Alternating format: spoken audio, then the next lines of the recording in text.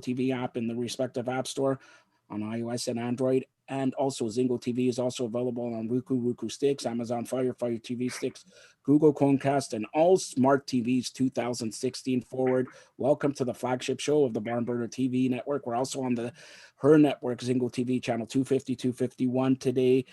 Barnburner Live with the Hall of Famer Steve Carney of Steve Carney. Sorry. You can say formerly of. No. We're not going to give a promotion on a world famous station. Come on, Steve. We're not going to promotion. Screw that. All right. And we got two. What are we doing here, Steve? Come on. We got two great. Where's the Captain Canada when you need him? Okay, come on. You know what? Who cares about Captain Canada? I mean, with the group that you and I have with us here tonight, we don't need Drew. We don't need Drew. Jessica Singh from Sit Down with Jess. I was on one of the best shows you had, period, because I was on it. Never mind. And, yes, of course. So. Yeah, and newcomer to the team, and she's got Buckets and Tea NBA show Fridays here on the Barnburner TV network, ZingoTV channel 250, also the H.E.R network.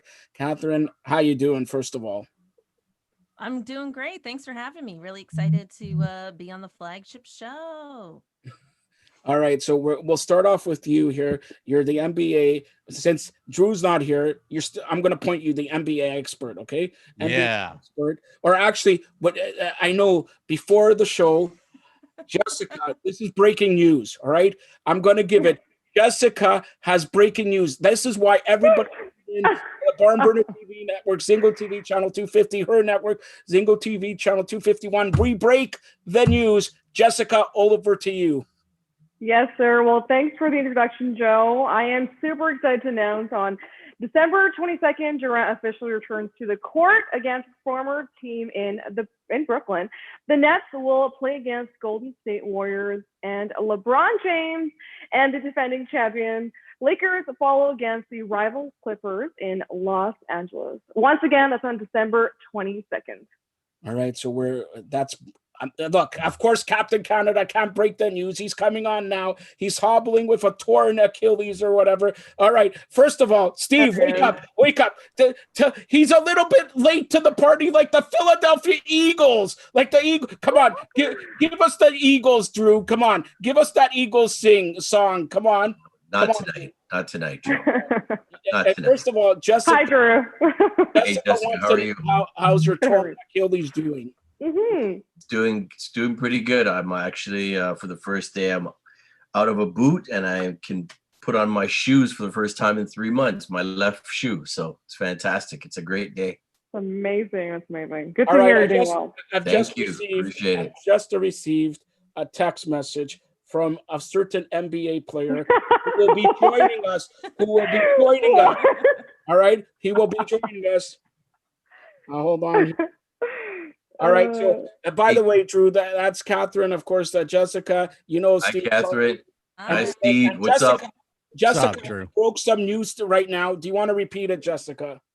Oh, okay. Well, December 22nd, I was telling them how Durant's going to officially return to the team in Brooklyn, and the Los Angeles will play against the Clippers on December 22nd. So, quick little brief rundown for you. Nice. All right. Catherine, let's go to you because you're the host of the NBA and Tea show here. Tea and NBA show. Or buckets. Buckets and Get it right, Joe. Yeah, buckets. And tea. Look, this guy's just texting me like, oh, here he is. Morris Peterson. Look how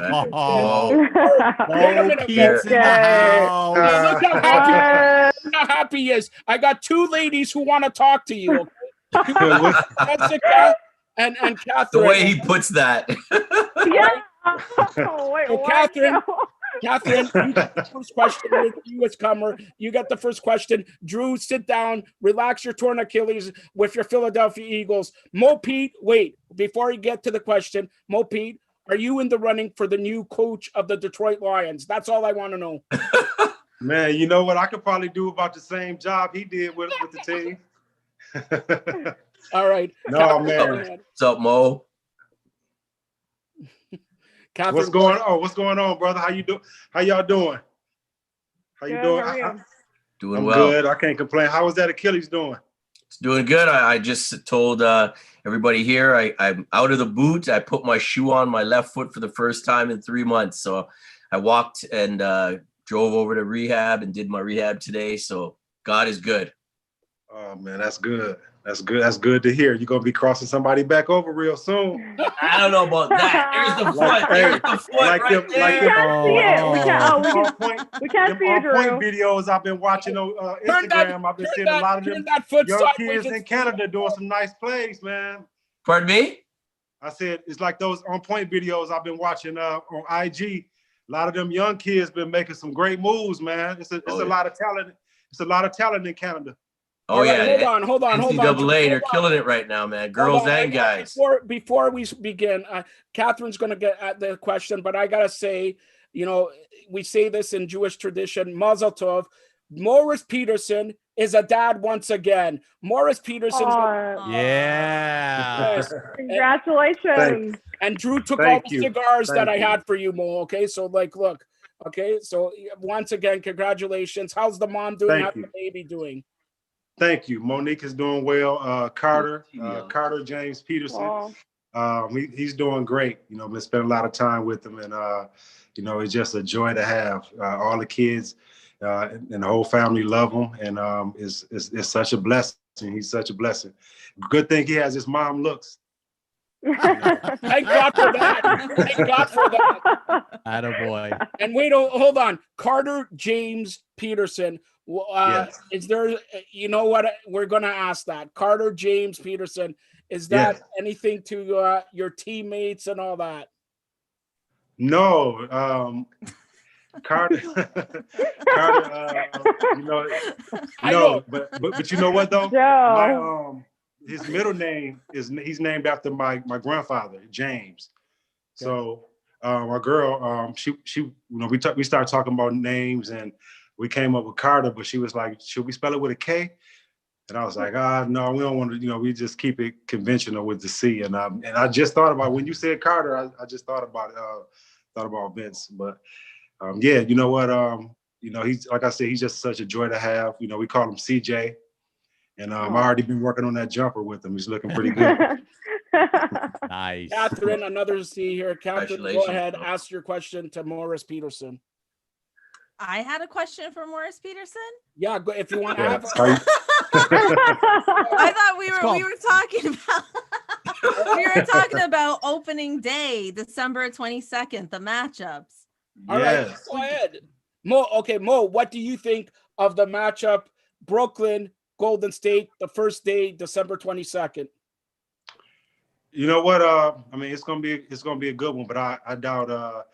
I don't know to what capacity KD is gonna be back, but I know it's gonna be a big game for him. You know, looking at Golden State with everything with KD, winning some championships there, and then moving on to Brooklyn. I think everybody's looking to see how Kyrie is going to play. You know, with him and KD. So that's gonna be a good matchup. I can't wait to watch that one with Steph coming back, Golden State being a non-playoff team last year, but now getting some of the guys healthy. They got Wiseman. I want to see how he's going to fit in. I know Steph talked about Wiseman and how he's how he can be a great centerpiece for them and how he gets it. And when they made that pick, I said, wow. I said that's going to be good for them because they have an athletic big. So and now with Day, you know, being at the 4, he's going to be in his ear. It's going to be a good one. Oh, and I love what Oubre said too. Oubre said, hey, Day, you can scream at me, do whatever he needs to do. I'm going to take it all. You know, I love to see that. That's somebody who's hungry for a championship. So it's going to be interesting to see what happens. Oh, hold on. I got a question here because Drew has texted me this, and the ladies certainly want. You see what Mo Peter's wearing right now, okay? You're Mo Pete, come on. You know I'm your advocate and all that here, okay? Says sweatsuit. I love it. You know, I love your branding. I'm already gonna say I can see it. Thank you. I love it. Thank you. I appreciate it. In other words, Mo, I'm gonna have to when the border and stuff clears up, I'm gonna have to get some gear for the team. You know. Yes. I'm all for that. Hey Mo, I got a question, you know, for some of these guys that are coming back, you know, for KD and for Steph Curry that didn't play all last year, it's one thing. But some of these guys, played deep into the summer, and now to turn around and having such a short time in between the end of the playoffs and the start of this 2020-2021 season. How do you see load management working this year? Because there are going to be guys that are going to be like, I need a day. And when you're only playing 72 games or 70 games instead of 82 games, it kind of makes load management a lot tougher on the coaching staff as well. Well, you just said it. It's going to be less games. I think guys are itching to play basketball. And, I grew up in the era where what is load management? So I think we're going to get back to that, with no load management, especially with it being less games. KD is, it probably hasn't played in over a year. Mm-hmm. Kyrie has been hurt, like you said. We've had a lot of guys who have played and won some championships or been deep in the playoffs that didn't get to play. Mm-hmm. So now they're itching to get back. And I think some of the teams that were in the bubble who went deep in the playoffs may do a little load management, but I think a lot of them prepare. Denver got better with some of the picks that they got. Just a lot of these teams got better, but also the teams that weren't in the bubble, they're itching to play basketball. They're like, oh yeah, we want to get to that. Because they're hearing about some of the players said, you know what, that was some of the best basketball because nobody had any distractions. Mm-hmm. They didn't have to go out. Mm-hmm. They didn't have to travel. They just played basketball. So a lot of them, high key, they like that. So a lot of them getting, they're itching to play. They're itching to, to start the season. And I don't think that's not going to be a question, really, load management. Especially it ended up bad for guys like Kawhi Leonard, who it ended up bad. Now they got to go back to the drawing board. So I think they need to scrap their load management. You ask me. So Mo, Toronto is actually called from Steve's hometown now, the Tampa Raptors. The Tampa Bay Raptors. They are not the Tampa Bay Raptors, the Toronto Raptors. Let's get that clear, okay? I agree. They are still the Toronto Raptors. Hey, true Raptor fan right there. No, not here for this. That's what's wrong with the Tampa Bay? What's wrong with the Tampa Raptors? H.E.R. That's blasphemy. It's still a T. It's still a T. Get that, Steve. I gotta hack his phone. They're our team. Okay, the only Canadian team that we have. Gotta hack his phone. Since it's Steve's state and all that, Tampa Bay. Steve, do you want to do like an intro for Morris Peterson playing for the Tampa Raptors? Go ahead, do an intro. Here's Steve. Ladies and gentlemen, Steve Carney introducing Morris Peterson. Go ahead, Steve. All right, hold on. I gotta get this right. All right. So if I'm gonna do this, I'm gonna do this right. Okay. At forward from Michigan State, 6'7", number 24, Morris Peterson. Maurice. Who's Maurice? Yes, because he's Canadian. They're all like that. Hey, look, Maurice. And this meeting, look, I'm getting everybody down. I'm getting ready for the game now. Okay, high five. Got my Tampa Bay Raptors jersey on. Yeah, that's what I'm talking about. Yeah. That's what I'm talking about right there, baby, right there. Drew, because I know Mo's got to leave in 5 minutes because he's got to, take care of the baby. But Drew, any questions to Mo? Sure. First, I want to say that jersey that young man made, that I don't know, teal or whatever color it is, light blue jersey. I think the Raptors should definitely rock that right now, for this season at some point. I hope they pick it up. And Mo, I just want to ask you, obviously, you mentioned Paul George, the two guys that kind of rubbed players the wrong way, Kawhi and Paul. Kawhi was able to get away with the load management here in Toronto. I think we had a much better team, obviously, and a better chemistry, and also a better organization. The Raptors are pretty much the best organization in the league at this point.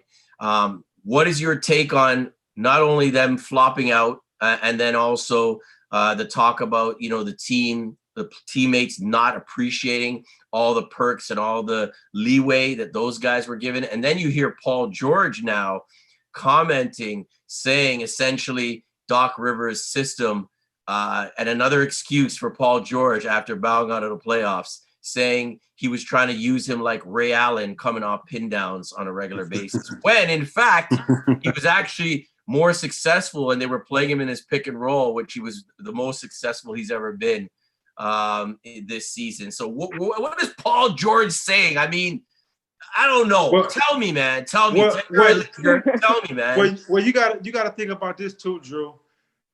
Paul George coming off the season that he had before and how the high level that he was playing on, it's kind of hard for him and Kawhi. Like when they put that team together, I said, okay, well, the only choice they're gonna have, because Kawhi is coming off a championship, Paul George is, trying to basically, get back to where he was, and he gonna have to be that guy off the ball a little bit more, because him and Kawhi, like it sounded good when the load management was going on, when they were playing at different times, they had the ball, but when they were playing together, that's why it was so hard for them to play together, I think. And also, Paul George looked good in that Tampa Bay Raptors jersey too, man. Oh, really? I'm just, Oh my God. Oh boy. I'm just saying. I'm just throwing that out there because, looking at the Raptors, they need to get. They lost some pieces. They need to get some pieces. He's trying to prove himself. That Raptor system works well. I'm not buying it. 2s and 3s. I'm not buying PG. You're not riding with it? He shot it off the side of the backboard, Mo. I'm sorry. Who's coming? I can't buy it. I'm selling. I'm not saying that they should do that, but if they did, just think about this. Paul George be able to play with the ball, do some of the things he needs to do in a system where he can play off the ball some too, and other guys like that can actually work, man. They don't need Paul George. Next year they're gonna get a Greek guy. Come on. Giannis, the Greek Giannis next year. Come no, on, man. Not gonna get Giannis. Well, should that be our backup plan then? Because we saved all this cap space, right, to get Giannis. So like, if we don't get Giannis, like so many teams in the league have created space for Giannis. Like only one team's gonna get him. Is like, should we be looking at Paul George? Should we be looking like, hey, Kawhi, you can come back home to Toronto? Like, you know what I mean? Like, who should we go after? Well, even if they said, okay, Giannis, if he does come to Toronto, you look at Paul George, they could play together. Giannis really don't want to be shooting. He really don't want to shoot jumpers like that. He wants to dominate. He want to get a dunk. He want to shoot the mid-range J's. He don't want to. He already said he could be a 2 or 3, 1, 2 or 3, option player. So got somebody that's playing a 2. Him not having to worry about trying to make the last shots all the time. And you got Van Fleet, you got Powell, you got some pieces, I'm just looking at from a basketball sense of those pieces could work in a system. That'd be a good system for them. I think now that the Wizards have decided they wanted to unload John Wall, why not unload Bradley Beal as well? Yeah. I don't know if they want to. Well, Bradley Beal might have been the one to say he wanted Westbrook in. So that's true. And if it would look good. I would love to see Bradley Beal in the Tampa Bay Raptors jersey too. But that's what I'm talking about. Oh my God. Washington, like, just think about just being a GM, and I got Bradley Beal. I'm like, you're gonna have to give me some unbelievable pieces if you want me to get rid of him. I know what Mo's doing. He's an alumni of the Raptors. He doesn't want to come to Toronto in the winter. He wants to visit Steve Carney in Tampa and all that. He's from Detroit. Come on. And Mo and Monique and the kids are always welcome down here. Thank you, man. Get them set up. Get the golf going. I mean, it's gonna be a good time. Of course, my brother. So I would definitely get out there on the golf course with you, man. Yeah, absolutely. You I don't want to see no alligators though. No. There's one at a golf course probably about 2 hours south, about 20 feet long. It's huge. It looks like Godzilla. Yeah. Well, I got two final, and Mo has to leave, but I got 2 final questions for Morris Peterson, and he knows the first one. Detroit plays the Bears this week. All right, the Bears against the Lions. Lions' new interim coach. Who you got, Mo? Of course, he goes black now, but there he is. He's Sorry, back. I was getting a phone call. I was getting a phone call, man. Man, you know I'm gonna say the Lions, man. Come on now. Attaboy. Even if I have to go out there and play D-back or something myself. All right, they need you to be able to catch the fade, man. You right, catch the fade. do something. I can still line up. You know, I ran into Megatron a couple times out here in Michigan. So I tell him I'll go on the left side, he go on the right side. We just dominate for a quarter or two. All right, Mo, listen. In 2 weeks, December 17th, we're having our year-end spectacular at Barn Burner Live. All right. I'm going to talk to your wife to let you go for about 20 minutes.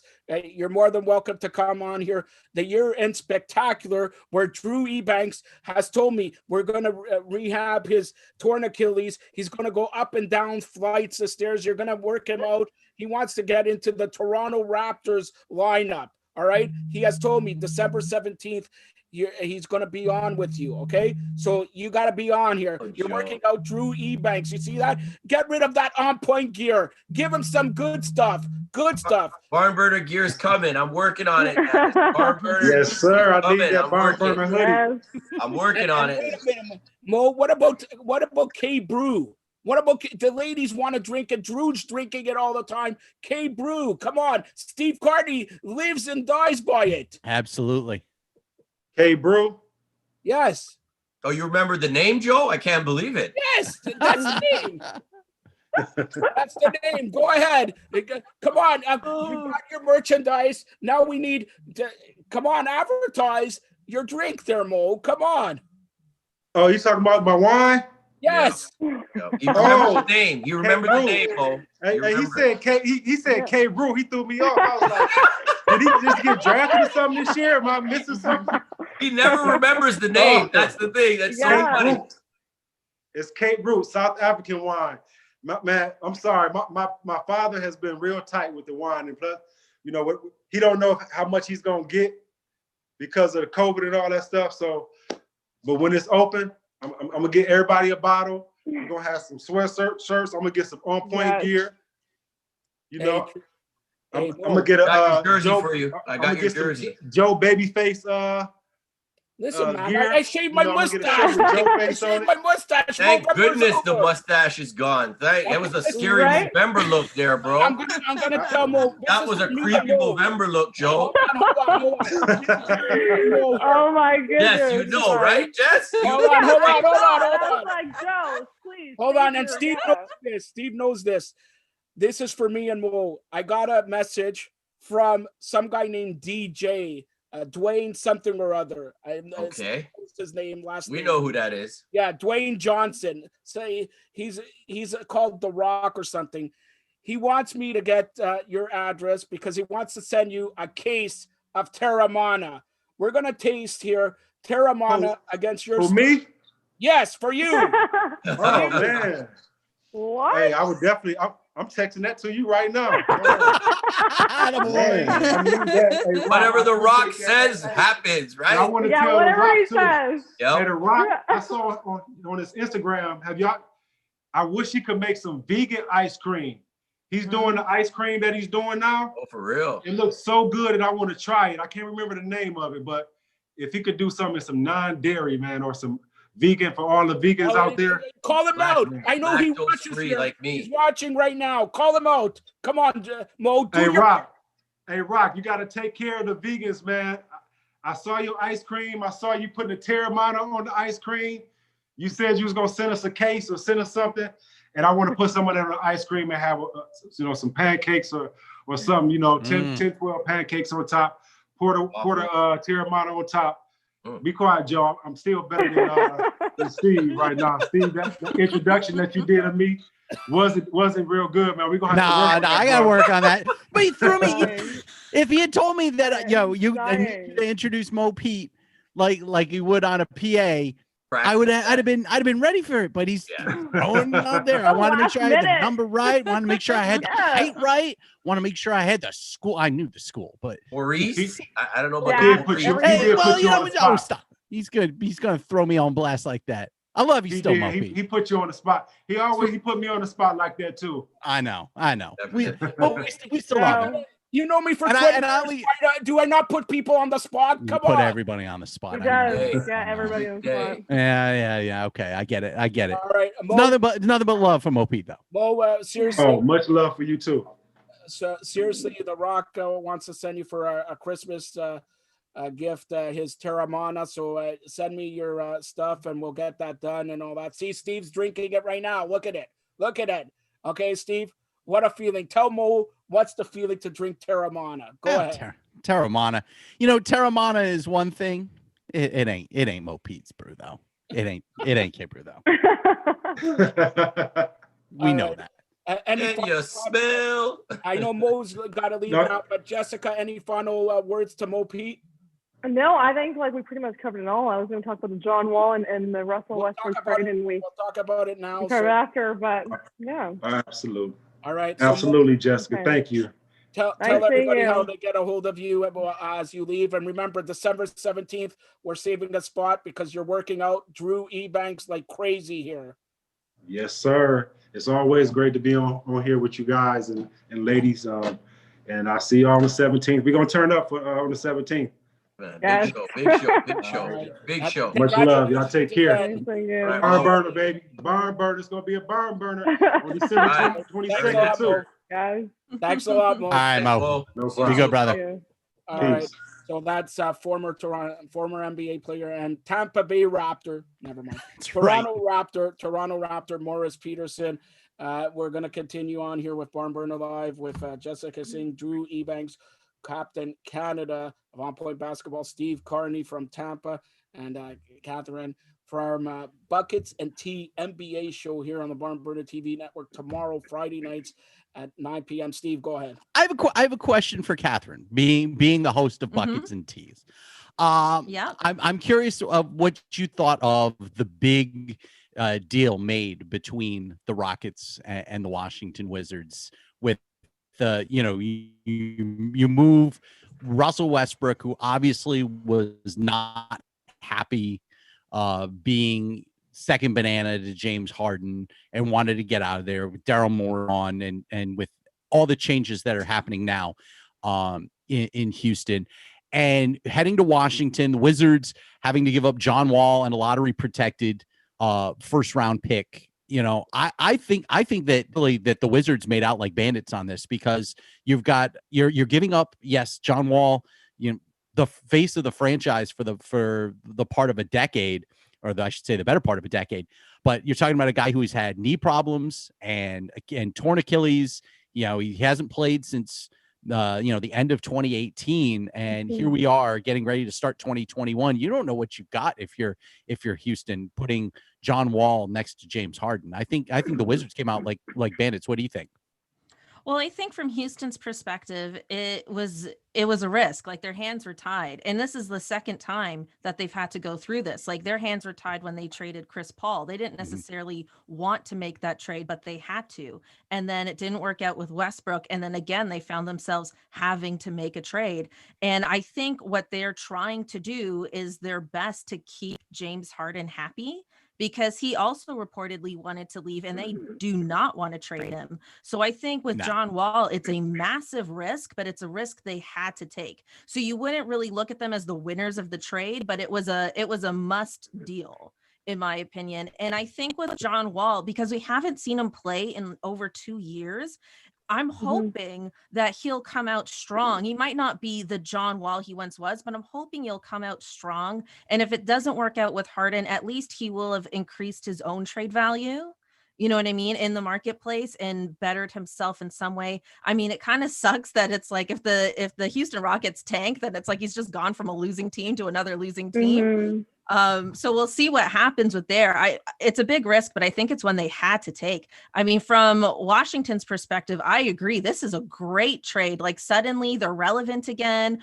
Westbrook might once again be a first round exit playoff team player. We don't know. We'll see. But I think this is something that is really good for them. I think he'll play really well with Bradley Beal. He'll be reunited with Scotty Brooks. I think it's great all around. I think it's a win-win trade. Drew, are you surprised that the Wizards were able to get out from under Wall's contract as easily as they were? I mean, 3 years left on his deal, over $130 million are still owed to Wall, and again, a guy that's had ACL and torn Achilles issues each of the last 2 years. Not really, because obviously, they wanted to make some changes. There was rumors about, maybe Wall going. Houston, they know the two of those superstars want out. And the weird thing is, and the thing that people aren't really talking about, is they were upset, and this has been going around, that that the ownership of the Houston Rockets supports Donald Trump. And there's a lot of players right now, Tillman Fertitta, they're not happy with that. They're not happy with supporting, President Trump and his views, and, obviously being African Americans. So for them, they had to no doubt get rid of at least one of those guys. I think it's, as Catherine said, it's a great deal. I think, although almost the same player, it's a great deal for Washington. Plus, they get who gets the draft pick as well in that one. Try to remember now. Houston would get the draft pick, Houston but gets it's the draft lottery protected. So that's right. So, and again, I don't really think that Harden's going to last there. I think that was just the first step. Harden has already made it clear. I don't know how long they're going to be able to keep him. Obviously, they want a lot in return, Houston, if they are to move James Harden. We know that the Nets, now you hear Kevin Durant saying that was just malarkey. We don't really want Harden, and I can't see that you would need 3 balls essentially with those 3 guys there for it to work. But again, I think Houston's in a bad predicament, to be honest with you right now, because I don't think Harden really wants to be there. I can't see a difference between Wall's game and Westbrook's game. They're both essentially shot happy, ball dominant PGs. And of course, James Harden needs the ball. So they're in a quandary right now. If it works and they're able to, convince Harden to stick around, I would be very surprised. Hey, Jess, you started off the topic when we were talking MOP. No, I'm just listening. It's very interesting to hear everyone's opinions. What's your take on the big trade there? Honestly, same thing. Like, I think both, like, they're great point guards. One is an MVP, a number 1 overall draft pick.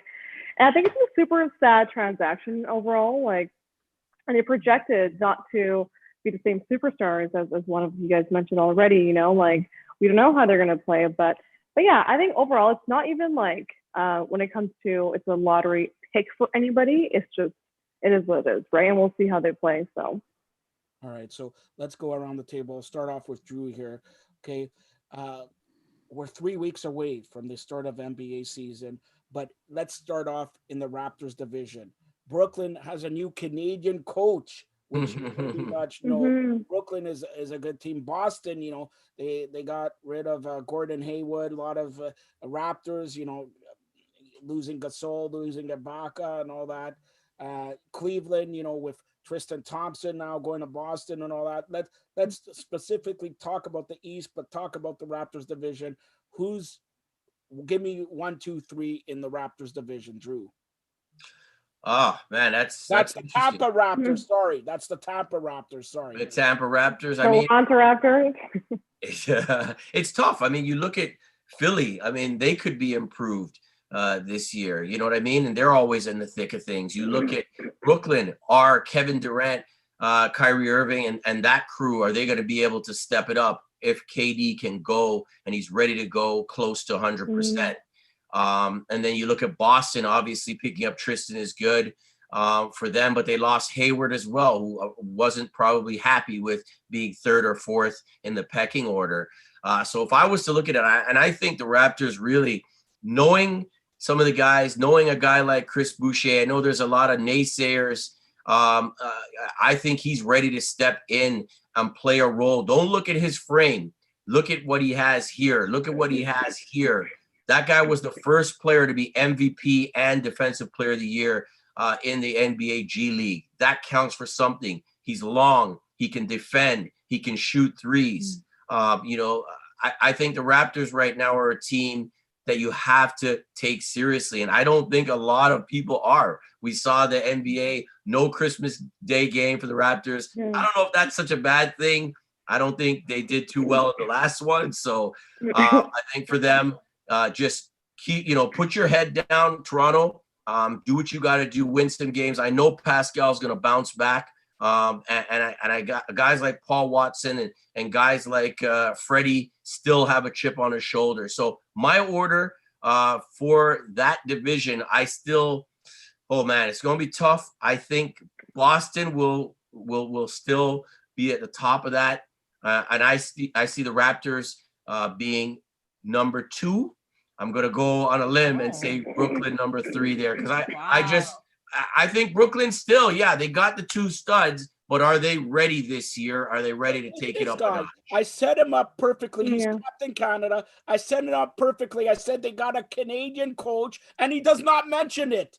Well, Steve Nash, of course, he's fantastic captain. That's the original Captain Canada, but I think that Captain Canada is going to finish 3rd in the division. Raptors are going to surprise people. All right. Enough about the Tampa Raptors. All right, Jessica, your same question.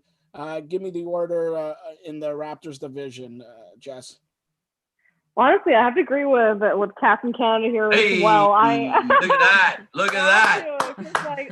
We gotta get her on more shows, man. Definitely more hoop shows. Doesn't just not, he's gonna text me after and just get out of here. Like, no way, we don't want you on the show anymore. Just watch. Let's go, Joe.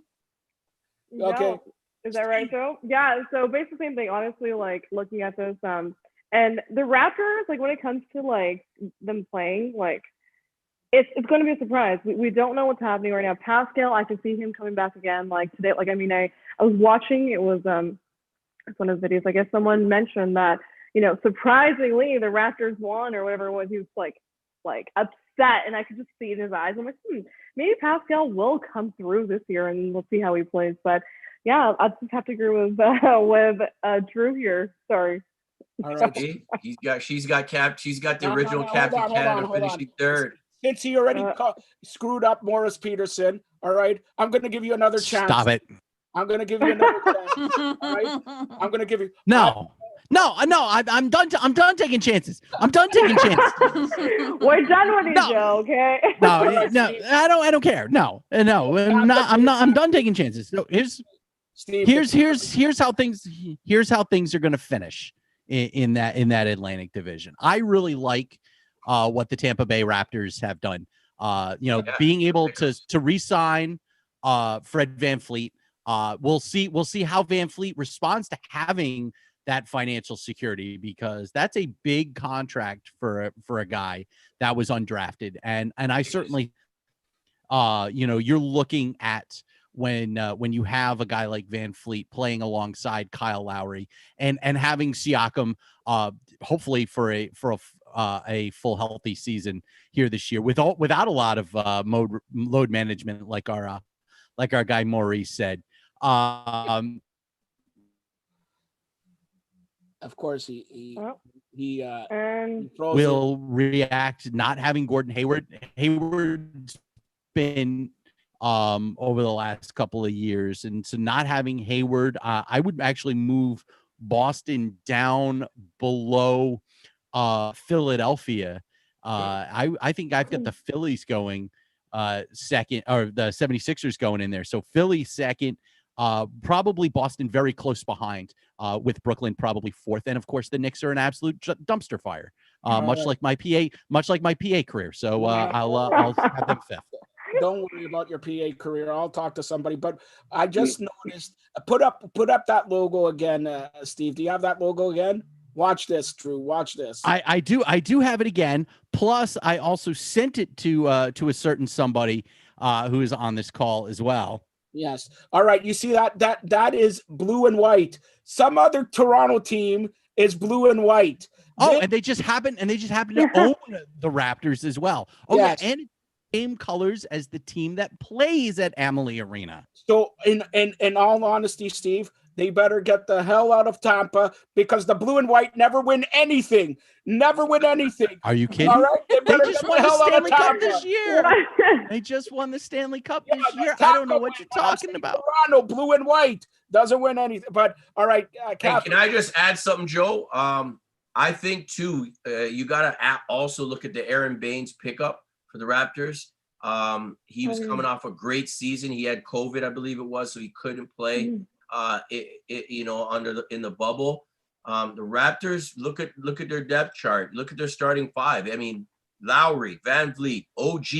If he's ready, Pascal and Aaron. I mean, you got a team that can contend right there in the East. And then you look at you guys coming off the bench, Malachi, Norman. You could flip flop OG for maybe a Chris Boucher in that 4 or 5 spot, and then Terrence Davis. I mean, obviously, I'm not a proponent of what he did. I hope to goodness there's a real explanation for what he did, because he may have thrown away millions upon millions of dollars by what he did. And so, you know, I don't know. It looks like the Raptors are going to stick by him at least until the court case or you know, the legalities go through. By some miracle, I hope we can keep him. But I will understand if the Raptors jettison Terrence Davis as well, because what he did was absolutely unacceptable at any point in time. Catherine, go ahead, give me the top in the Raptors division, then we'll go start with you with NBA. Go ahead, Catherine. Well, I think I think the Brooklyn Nets will be a top 3 regular season team. I could see them imploding in the playoffs because of maybe lack of leadership and ball sharing and things like that. But I do think they'll have a strong regular season. Plus, they're very eager to play. So I don't think they're trying to rest and load manage all that much. I think they really want to be out there. The other thing is the Milwaukee Bucks are a very good regular season team. They fall off in the playoffs, but regular season, they're very good. They're number 1. They've got Drew Holiday now. I do think they'll be a top 3 team. And the other one is the Philadelphia 76ers. I'm not I hate saying that because a part of me really just wants to dislike the Philadelphia 76ers, but I just think they have stronger leadership now. And I do think they'll be strong and they have something to prove, I think. So I think those 3 teams, but then also I don't want to take away from Boston. I don't want to take away from the Miami Heat. It's actually a very tough top 3 to pick. And then I haven't even mentioned my beloved Raptors, who frankly, I think we're good when we're underrated. So I almost don't even mind it that we're underrated again. But top 3, I think I might go, oh man, it's so hard. I think the Celtics will be in the top 3. I think I'm going to say Nets in the top 3. And I'm going to go a little back on what I was saying before. I'm going to say the Heat. I think the Heat are going to have a really good regular season as well. Okay, so we'll go around Crazy. with the Tampa Raptors. Start off with Jess. The jerseys. You 2 ladies are here. You're about fashion and all that. Raptors getting new jerseys. What do you think of the new jerseys? Of course, Drew sort of supporting with his on-point gear, supporting Drake.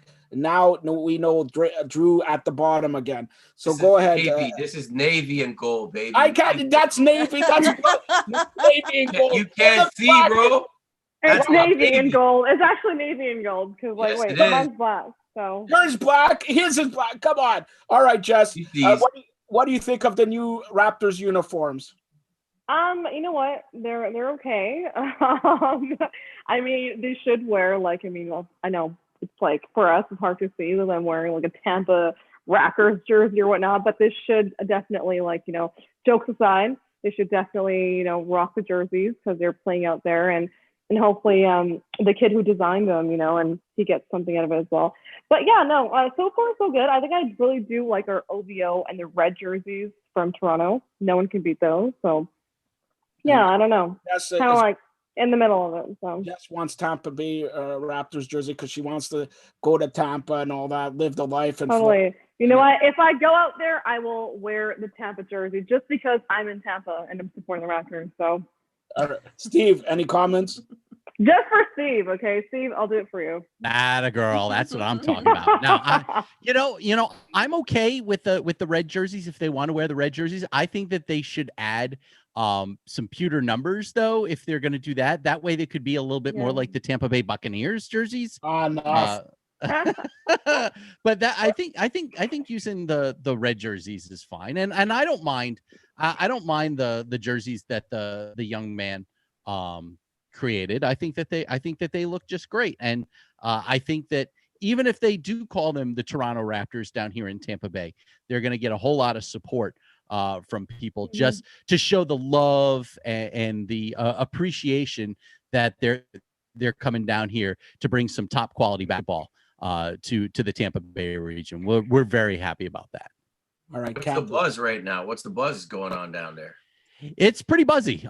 They're working out at St. Leo University, which is just outside of downtown Tampa. They're using the university complex as their practice facility at the time. Right now, of course, there's no access, so we're just kind of sitting there waiting. I know that my former employer tried to get Masai Ujiri on. It was either yesterday or on Tuesday to try and to get him on to talk about being here in Tampa.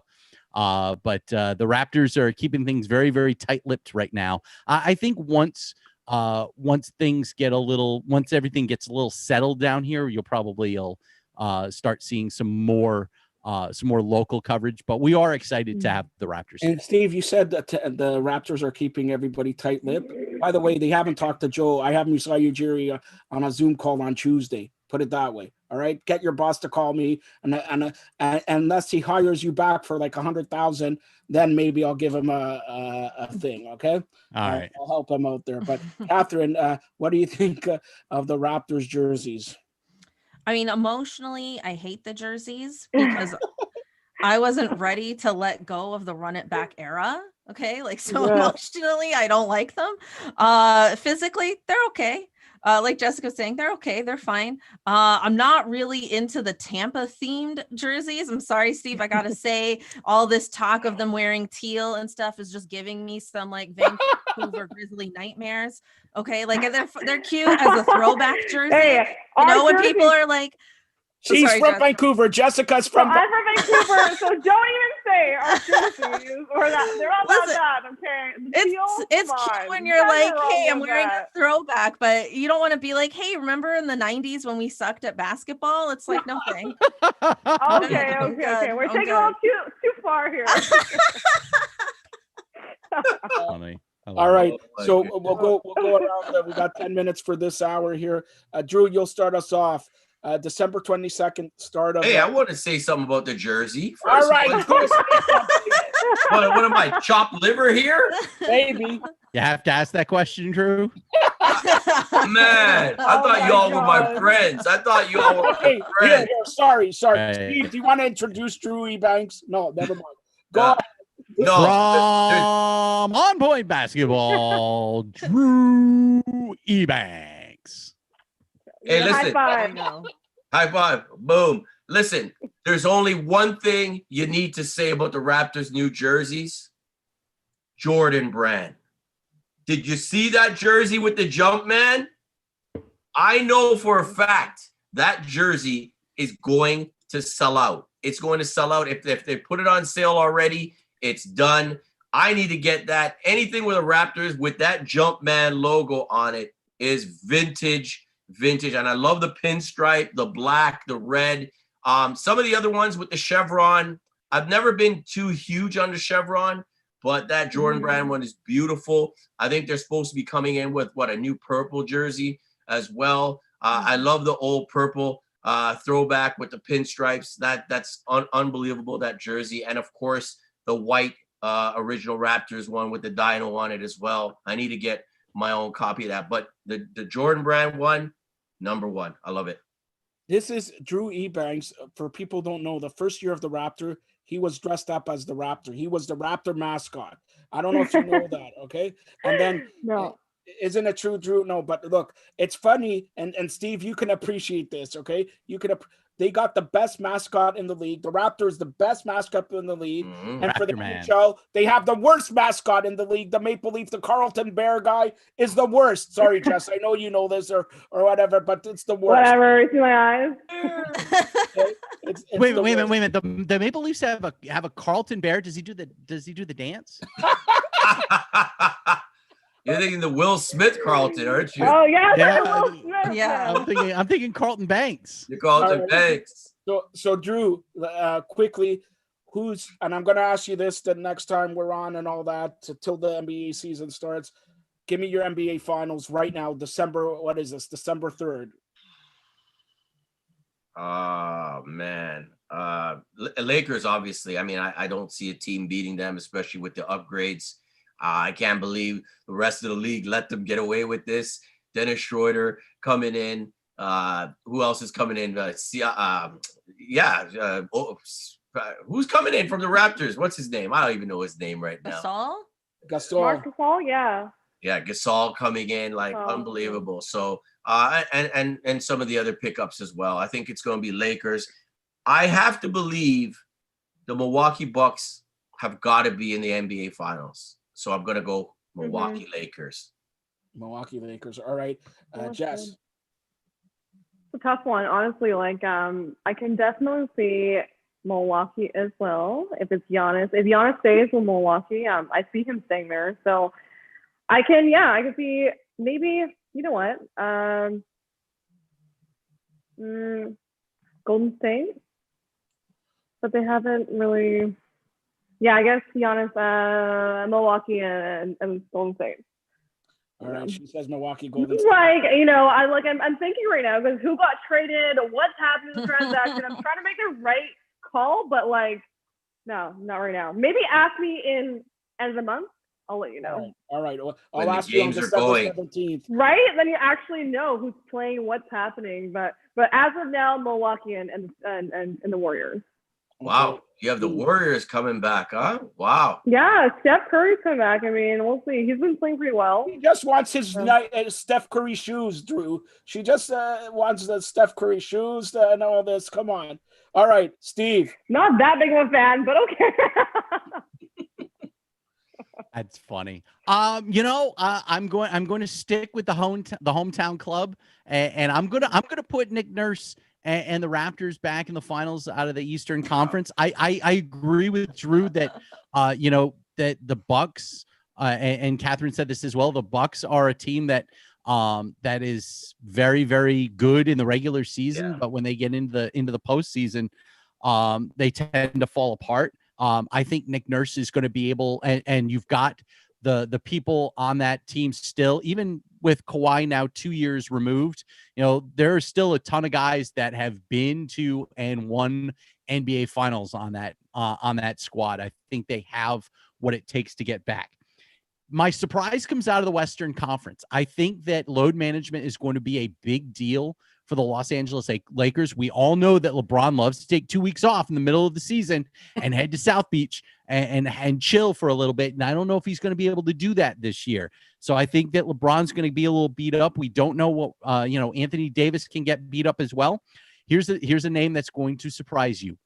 The Denver Nuggets. I'm going to go with the Nuggets to be in the NBA Finals, and I think that's because Nikola Jokic is going to have an NBA MVP type season. All right. First of all, I'm going to make, since I'm the president of the provinces of Canada, I'm going to make Steve Carney for that pick an honorary Canadian. Now, Steve, do you know Canada? Let me see. I think I have it here. Hold on. Let me see here. Yes. Oh my God. What happened to it? It cut off. Where is it? Oh my God. All right. Not unusual to be loved by anyone. Come on, Drew. Come on. To have fun with anyone. Oh my God. Yes, come on, join in. With anyone. All right, Oh, before we get this video demonetized. Catherine, go ahead. Your pick. Okay. Well, I think first of all, a Nuggets Raptors final is an NBA ratings nightmare, but Isn't it? Isn't it? Oh my God, yes. Adam Silver's gonna be up late at night going, oh my God. Like I should, if that happens, he'll be like, forget it. I am rigging the league. Like that can't happen. I think the Lakers are the clear favorite as of now. And I'm gonna go on a limb here. I'm gonna say and I don't want this to happen, but I'm gonna say it's the Celtics. Oh, it's a limb. Really? Wow. Lakers Celtics. This is going to be like an old school video game final. I hate myself for even saying it, but I just think I think the Celtics learned a lot from this past season in the bubble. Like I feel like there's a trend where you kind of see teams like they kind of falter, but then they pick it up and they go a step further. I don't know.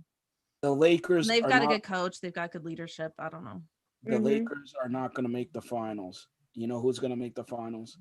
The Clippers. The Clippers are going to make the finals. That's not. God, I hope not. Yeah. Okay. Yes. Yeah. I hope not. They had a chance last year, up 3-1. Are you kidding me, Joe? Up 3-1 with Kawhi Leonard, and you lose. The Clippers are going to make the Look, finals. there should only be one fat man dancing on this. Fat bald guy dancing on this show, and it ain't Steve Ballmer. All right, Steve. Oh God. So first of all, Drew, since we're going to close out the first hour here, you know what I'm going to ask you. All right, you're Philadelphia Eagles. All right. Steve? Why? Like why? Honestly, why? You got a big grin on your face when you say that. Why? You know how I feel. Why you got to bring them up? Philadelphia at 4:25 goes into Green Bay. That's another loss, by the way. And can you do that fly? No, I'm not doing it. No, only when we're in first place will I do it again. All right, Philadelphia, Green Bay, Drew. A loss, another loss. I won't be watching, but I figure Green Bay will be winning. Steve, do you got some sound? How about this? I predict a non-victory for the Philadelphia Eagles. Okay, how's that? Like you would know non-victory. That means losing. Loser. No, it could mean Donovan McNabb is going to be back in and not realize that you can get a tie. There you go. Steve, what's the deal with Tampa Bay? It's a good question. If you have the answer to that, please let me know, and then get me the lottery numbers. Tom Brady's not a long ball quarterback. He needs play action. All right. And he needs some motion. It's simple. He's not a deep threat. I don't know what they're doing. All right, hold on. When they're losing, they're not running the football. That's the problem. Got to run. You got to take pressure off of Brady. That definitely. The Eagles, we got to run too. We don't even want to run. All right, Steve, Drew, be quiet. Your team's last 3 wins. Come on, enough with you. All right, Jess. Yeah, they're 1 win out of first place. Who's your favorite NFL team? NFL team, I mean, I'll have to go with Seattle because it's close to Vancouver. So Seattle's in first place, by the way. Seattle. Uh-huh. All right, Seattle. Go Seattle. Catherine. Seahawks. Yeah. Catherine.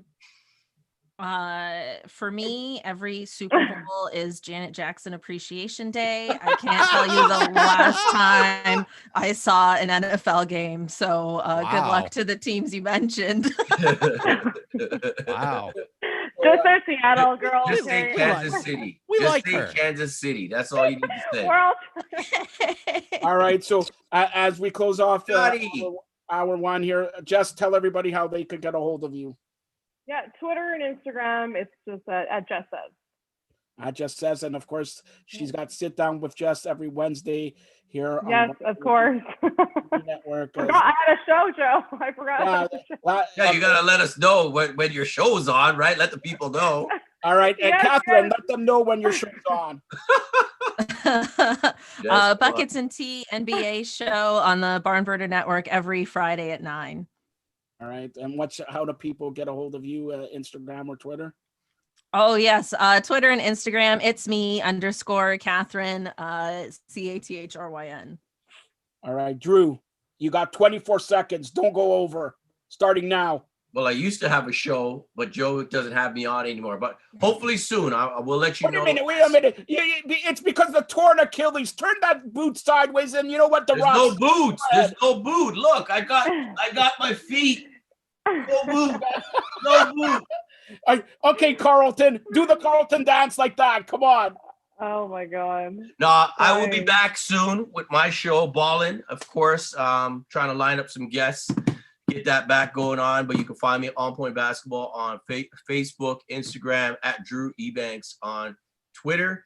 And yeah, we're doing a lot of stuff right now, working on our scouting service for males and females. And yeah, just kind of pushing things forward. Soccer is up as well, On Point Soccer. Make sure you check that out.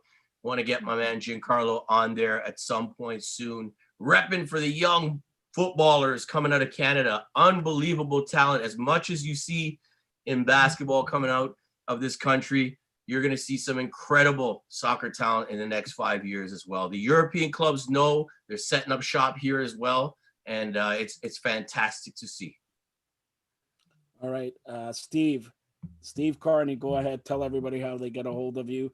And by the way, anybody watching and listening to this, Steve Carney is a Hall of Famer for the Barn Burner TV network, ZINGOTV channel 250, 251, her network. And not only is he a Hall of Famer for the Barn Burner TV network, anybody who knows anything about sports, this guy covers baseball, basketball now, football, wrestling, MMA. He's got a stunt double waiting for in his wings there. Scott Churchin is a stunt double. All right. Like, look, anybody who's checking this out, want to call Steve Carney, go through me, because Steve Carney gets only American Canadian Tire dollars. All right. There you go. Steve Carney, go ahead. That's how it works, is it not? Yeah. Hire Steve, because Steve is looking for a job right now. After 15 years, I am out at my old radio station, but you can still follow me on social media at Steve Carney.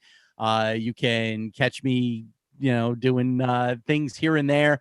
I may have a new podcast coming out. You never know. And who's having that podcast? I don't know who's having that podcast, but we'll find someone to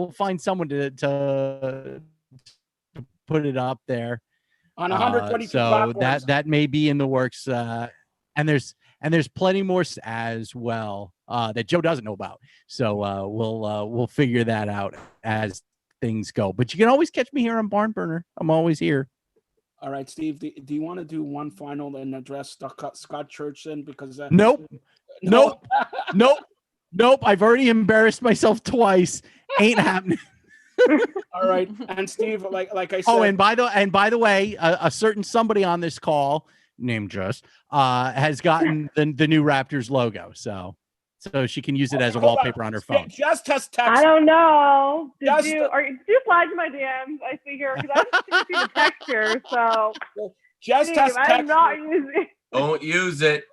All right. Just has text wanting to know. Betray my Raptors. Okay, hold on.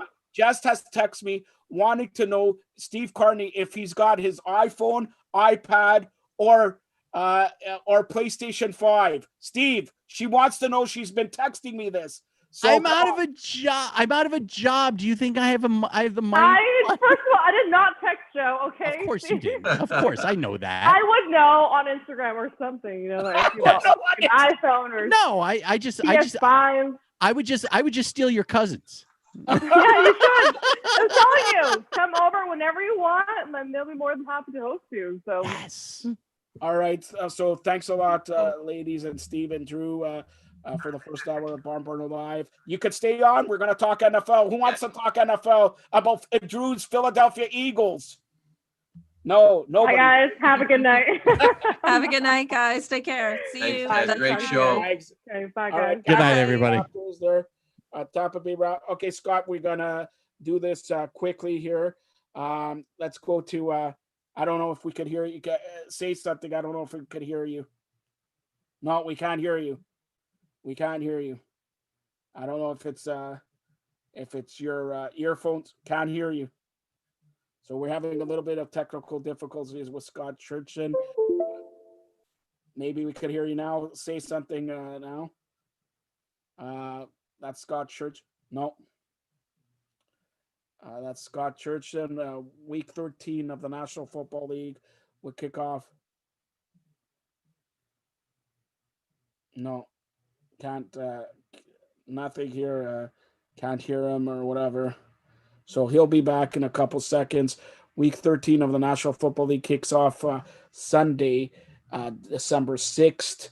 Of course, just week 12 just finished off yesterday with the Pittsburgh Steelers in 11-0 now.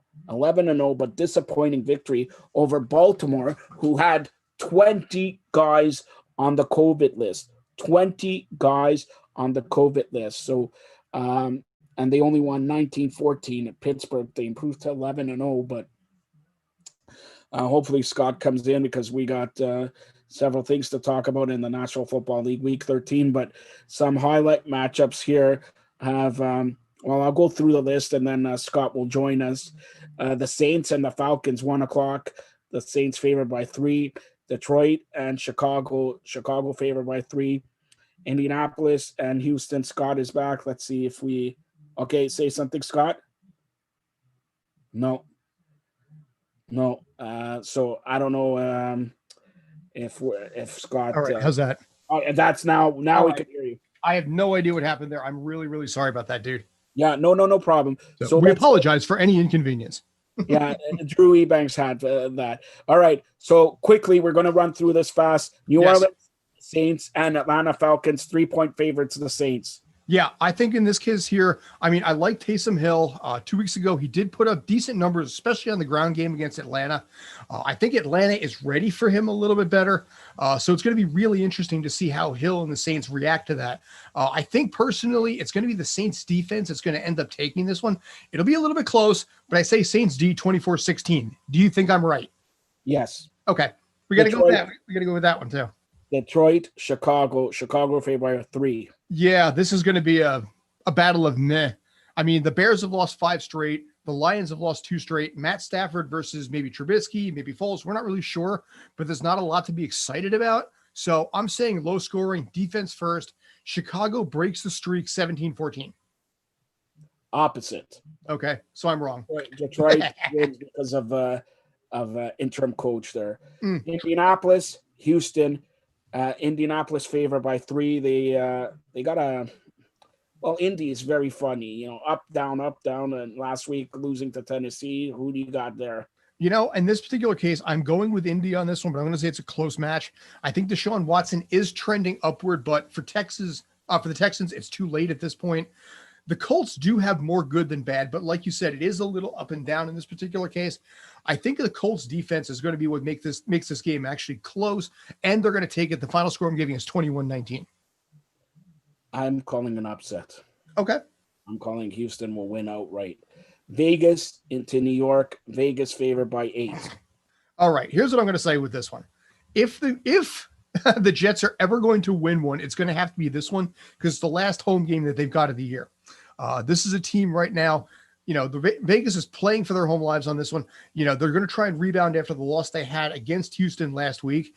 And the Jets, I'm sorry, you can't really root for the Jets until they actually say there's something to root for in this case. We talked about it on our show. We believe that they're making Adam Gase ride this thing out for a while and make him really suffer for all the losses that he's had and the 4 years that he's had with his team. I'm going to say in this particular case, Vegas is going to go into New Jersey in this case, we should, call it where it is, and take it 27-9. I agree. Now, arguably 1 o'clock, the best 1 o'clock game here has the Cleveland Browns 8-3, Tennessee Titans favored by 6. You know what? I'm going to take the Titans on this one and then some. Here's why. The Cleveland Browns, yes, they've got a great record. They're 8-3, but 7 of their wins have come against teams with winning records. They are 1-3 against teams above 500. In this case, being also Tennessee. I think the tandem of Ryan Tannehill and Henry, I think is going to be too much for Cleveland. Cleveland has to prove to me that they can stand with the elite of the league, and Tennessee is becoming that team. I'm saying Titans 38-20. I agree. Cincinnati into Miami. Miami favored by 11.5. I'll start with this one. Please. I don't think Miami will cover. They will win, but they won't cover. Okay. I think in this case, no Burrow is going to be an issue here. I think Brandon Allen will do better, but he's going up against a team that is better than the Giants. We'll talk about the Giants in a little bit, but the Dolphins right now are a stronger team, and they're playing at home, and they have so much to play for here. You know, they got a chance to get into the postseason. It's going to be a huge deal for them. I will say that the Dolphins actually do well, especially the D, 27-10.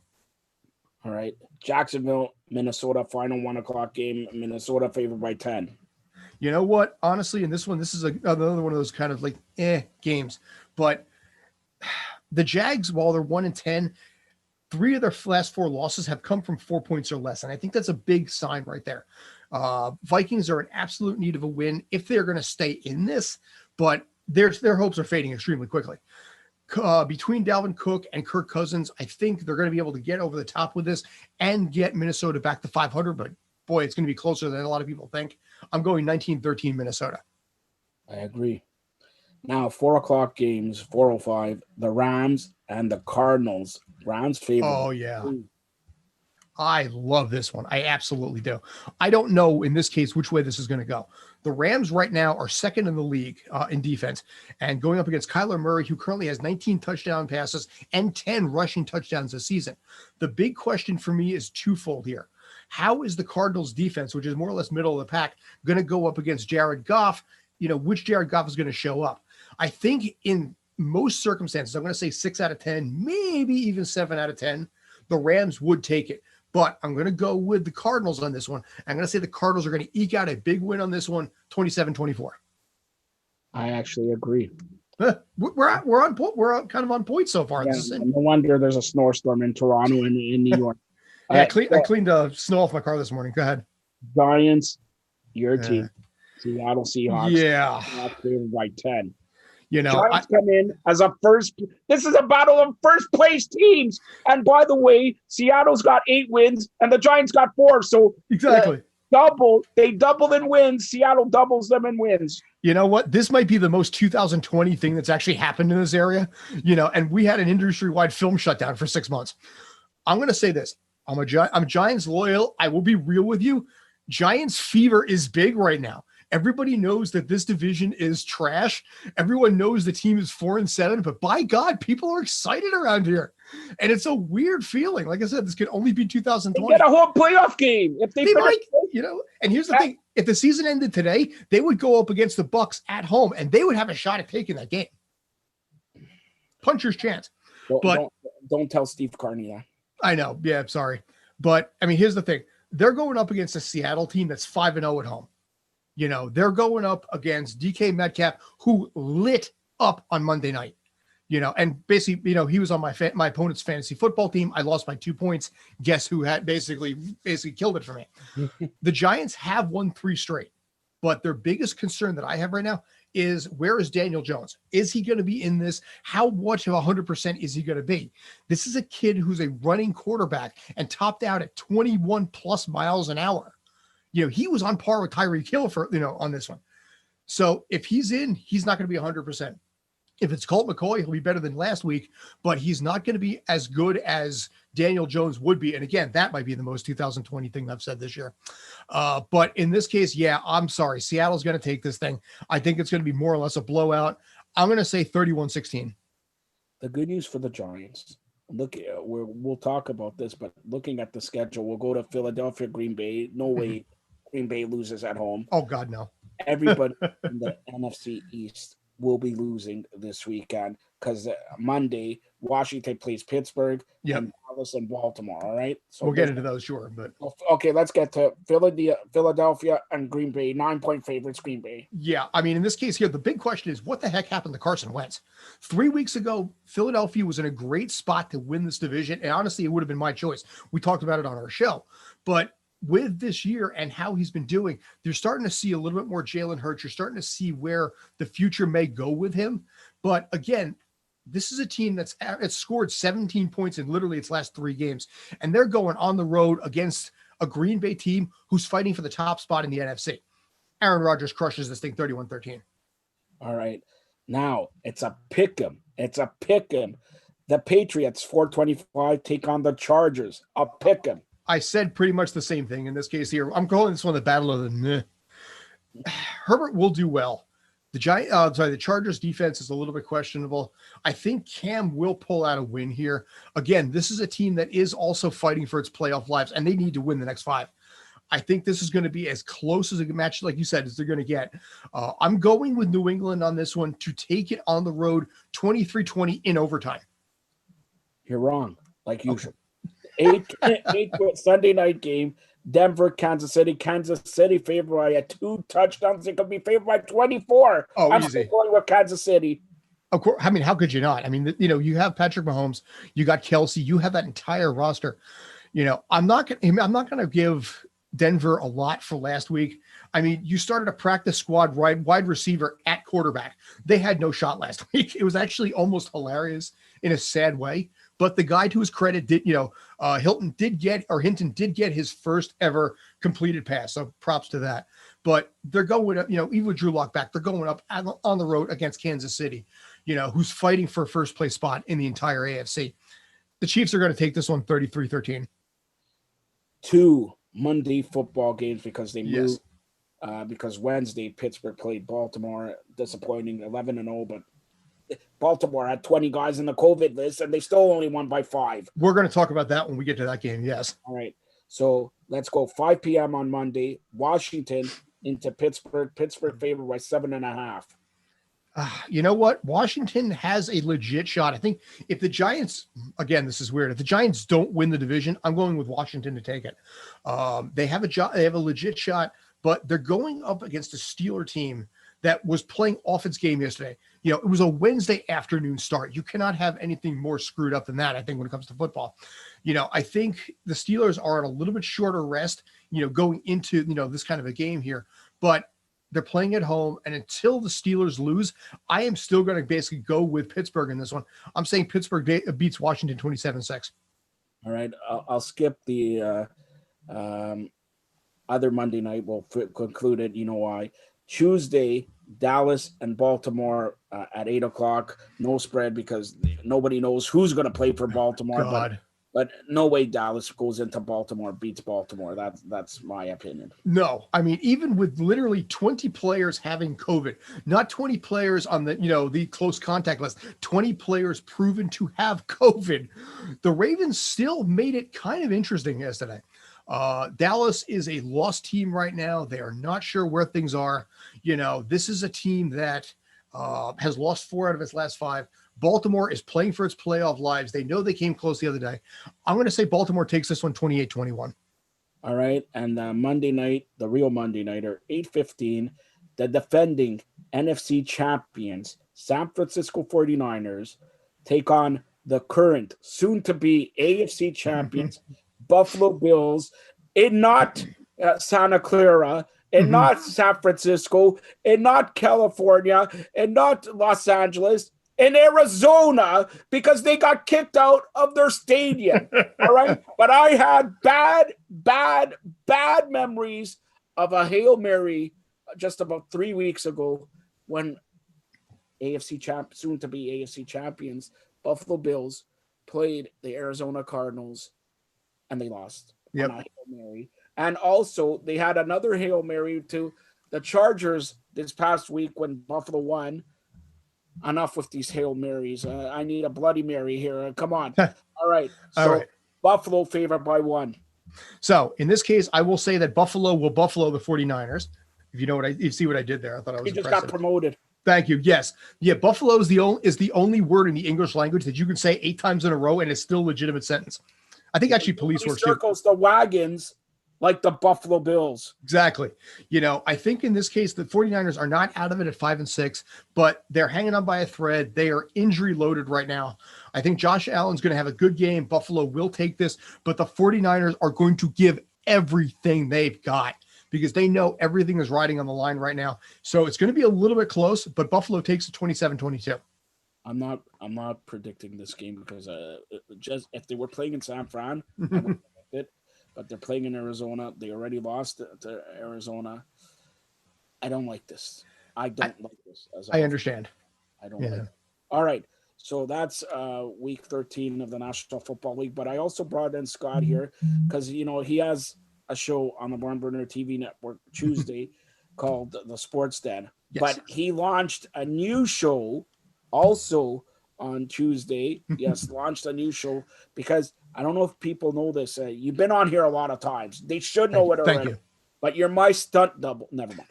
You're a stunt double. I got better hair. Look at that. I know you definitely have better hair than I do. I have like none up here. That's it.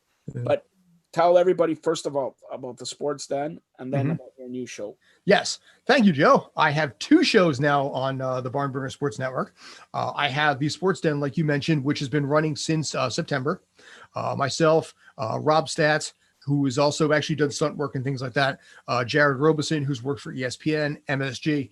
The 3 of us just get together with, you know, former celebrities, athletes, people in the industry. One of the regular hosts that we have is the AAA play-by-play guy for the Philadelphia Phillies. And we just break down everything in there. So this past week, we talked about Tyson Jones because I had some definite opinions on that matchup. We talked about the Eagles a little bit and where those guys are at. Talked about Logan Paul and Jake Paul. Jake Paul. Yeah, we'll wait a see. minute, hold on. You mentioned him. I challenge you, Jake Paul. If the money's right. I challenge you to a boxing fight, a wrestling fight, a mixed martial arts. We're gonna have a thumb wrestling even. Yeah, well, you're the champion of that. But I challenge you, Jake Paul. Everybody's lining up to take on this guy, Jake Paul. You know, and that's funny because he's ready. I mean, I'll give him a lot of credit. He had a really good fight. Nate Robinson wasn't ready on that fight. He didn't put the time in. Jake Paul did, and you saw the results of that. You know, Logan Paul's already ready. He's wanted to basically have a fight against Jose Canseco. They're talking about something because Logan Paul, who used to date Jose Canseco's daughter, said in a tweet, "Bring it on, quote unquote, I love smashing Canseco's." Which, wow, you know, you say that to basically your ex-girlfriend's dad. Yeah, stuff's gonna happen here. But we talked about that stuff. The new show that everybody, I know we're sports network, but we're sports, entertainment, and more. This is perfect. This is the first and only time you'll see a show like this. So I urge people who tune in, watch, and listen on the Barn Burner Radio Network a couple of days later. But go ahead, Scott. Yes, we just launched this new show called Tales of the Film Set. So we're myself and 2 other people who have years in the film industry, working directly inside Hollywood, working inside on every film set. Earlier today, I was on the set of the ABC series For Life. I can't talk about anything that happened, but my experiences interacting with cast, hearing the stories. So the first episode that we had the other day, we were talking about, you know, what we saw with Donnie Wahlberg, you know, who was on the show Blue Bloods right now, former singer for New Kids on the Block, what he's like on set, how outgoing, how giving he is.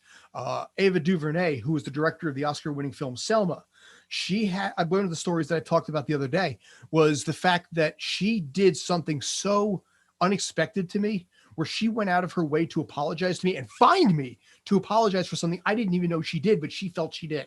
These are stories that we're talking about with all your favorite celebrities, your favorite TV shows, your favorite movies from inside underneath.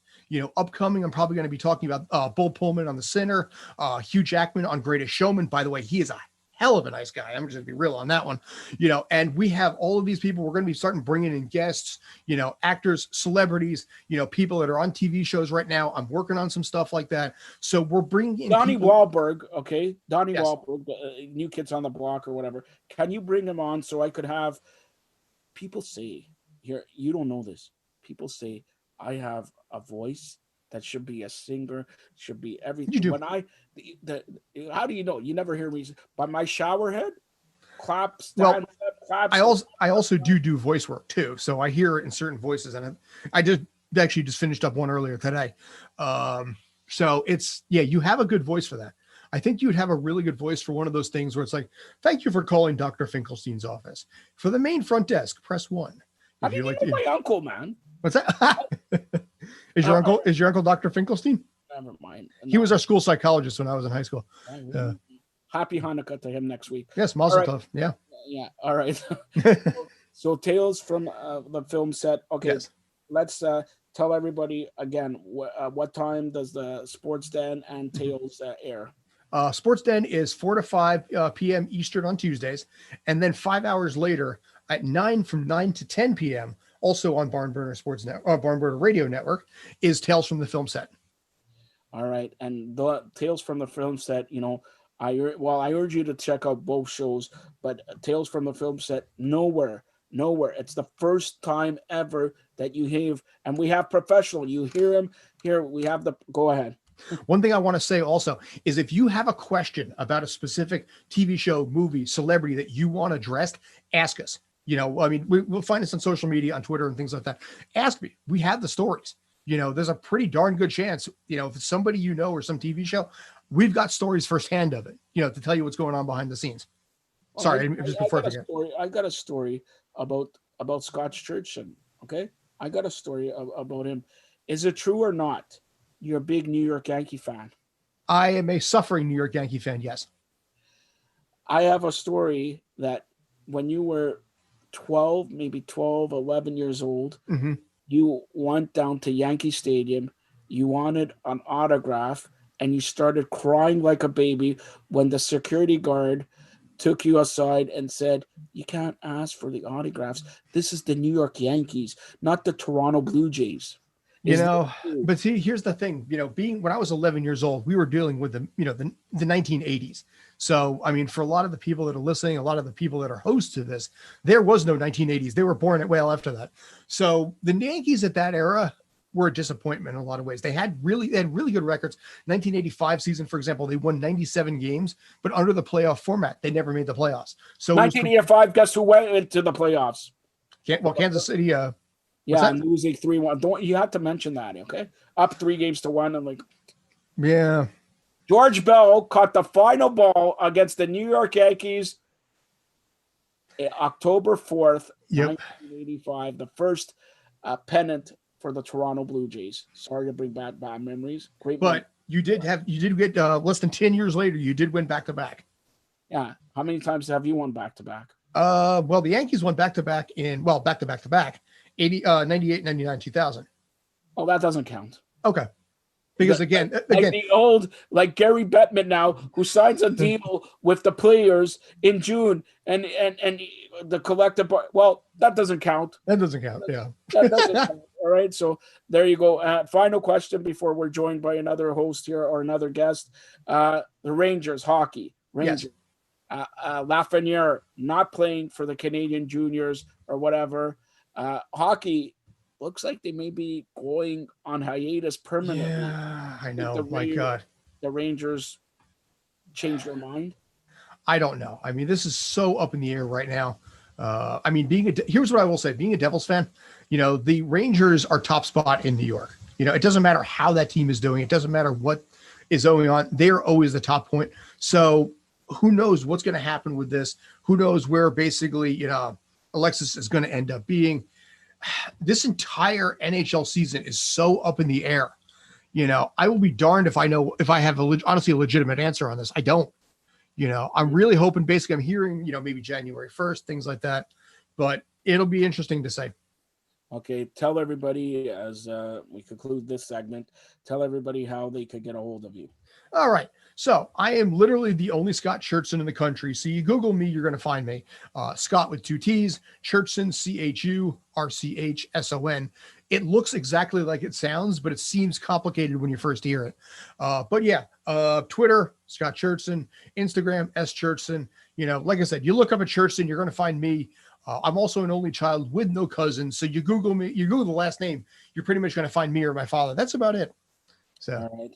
So, Scott, hopefully you do better in your picks for NFL because the last couple times I just destroyed you. Well, I know. Yeah, you did. And basically, at least I know in this case, you're too kind, polite, and humble to mention that. And I'm grateful that you did that, that you won't throw it in my face if I've been wrong. 5-11 and, I was 5-11 last time? 5-0. I got you here. Wow. You were 500. But last time you were 5-11. Wow. I'm polite. I'm too, I don't want to say it, right? But 5-11. That's hang on a second. The Eagles. This will work. This will work. Hang on a second. Let me just basically just pick this wire right now. Just strangle myself with it. That's a better record than your Giants and Jets. You know, it's funny. You bring me on for this. You know, you talk about my picks, you talk about all this kind of stuff. You're like, okay, what do you think? What do you think? What do you think? And you're like, oh yeah, by the way, you bombed last week. I'm not going to mention it, but oh my God. I mean, I have been next to a skunk that took, you know, and you stunk worse than he did, you know? Yeah, but that's why you're on there, right? Okay. That's why. All right. So you could see we're joined by, well, first of all, Scott, you're going to stay on here for 2 seconds. Okay. He is a national kickboxing champion. You have any kickboxing questions? Yeah, by the way, that's Stephanie Fleming. Steph, this is Scott Churchin, a stunt double in Hollywood. Okay. Cool. Yeah. Hey, Scott, how's it going? Good. Cool for you too. Not in the face is probably the first thing I'll say to you. You know, actually, I mean, listen, I will be honest with you. I do a great hidden turtle style. You know, just cool. Yeah. Yep. Just yeah. No, I mean, that's advisable when you're matched up against someone that you have no chance with. Well, here's what I will say also, and this is, you know, with the show that we were talking about before, Hollywood, and I'm sure you'll agree, is not entirely accurate when it comes to fight scenes. You know, I mean, I mean, giant roundhouse kicks, you know, giant hook punches, and all the things that make Hollywood look good do not work in real life. It is not typically logical to try and full out kick someone in the face, but boy, does it look good. Kick to the knee, kick to the lower body where the legs already are. Take, you know, but that doesn't really work in Hollywood, you know. And by the way, I agree. It's a little exaggerated. Yeah, I know. Also takes a really long time to film it. Have you ever been to Newfoundland? No, I have seen it on the map. That's as far as I can do. Okay, Stephanie lives in Newfoundland, or like my good friend Samantha says, Newfoundland. Yes, that's what she says. Sorry, Steph, but you know, that's, and Steph, do you have any questions for Scott? A stunt double. When you were in kickboxing and everything like that, did you ever take out a stunt double? No, I can't say I've ever worked with a stunt double, but I think it's super cool. Thank you. You too. Big question. Now, Newfoundland in this case, is that Atlantic time zone? Yes. Newfoundland. I'm sorry. Listen, I'm from Jersey. You know what? In this tri-state area around New York, basically there's New York, and then there's nothing else. That's how we kind of operate around here. You know? I'll cut you some slack this time. Thank you, Bubble. You're the doll. You really are. Thank you. But yes, okay. Newfoundland. Closer. All right. 11 o'clock, an hour and a half ahead. Okay, an hour and a half ahead. All right. Yeah. So you're kind of like really on the east side then, like right by the Atlantic Ocean. Yeah, we're the first ones to ring in the new year. Cool. You know, and also it's probably really cold up there. It's freezing. Oh yeah, if you're right by the water there, and obviously in, I guess lower middle level Canada. I do have a question for you, actually. Shoot. What was like the hardest accidental knock you ever got? I sprained a knee on the film Dark Knight Rises 9 years ago. I tore a rotator cuff on the set of Gotham, so apparently the DC stuff is not my forte because I keep getting injured on those. I did take a glass bottle off the side of the head twice. I do not recommend that. But I'd say probably the two would probably either Gotham or Dark Knight Rises. Because Dark Knight Rises, someone went into the knee and kind of took it off from the side. And with Gotham, I was frankly just an idiot. I happened to get off the ground and I pushed. You're an idiot? Is that what you said? I am an idiot. Yes, I will admit that openly. I'm married. My wife will probably attest to that if she was on. But yeah. But I mean, in this case, I made the mistake of just pushing off the ground on the shoulder after I felt like I heard it, and I just literally heard it go, and I just heard it go. So ironically enough, if you ever tore a rotator cuff, you can kind of lift it to a certain point, but it's like basically the shoulder fly machine at the gym. If you have too much weight, you take it to a point and just stop. This happened on a Friday. The following Monday, I had to hold a fake machine gun like this, as they're trying to be.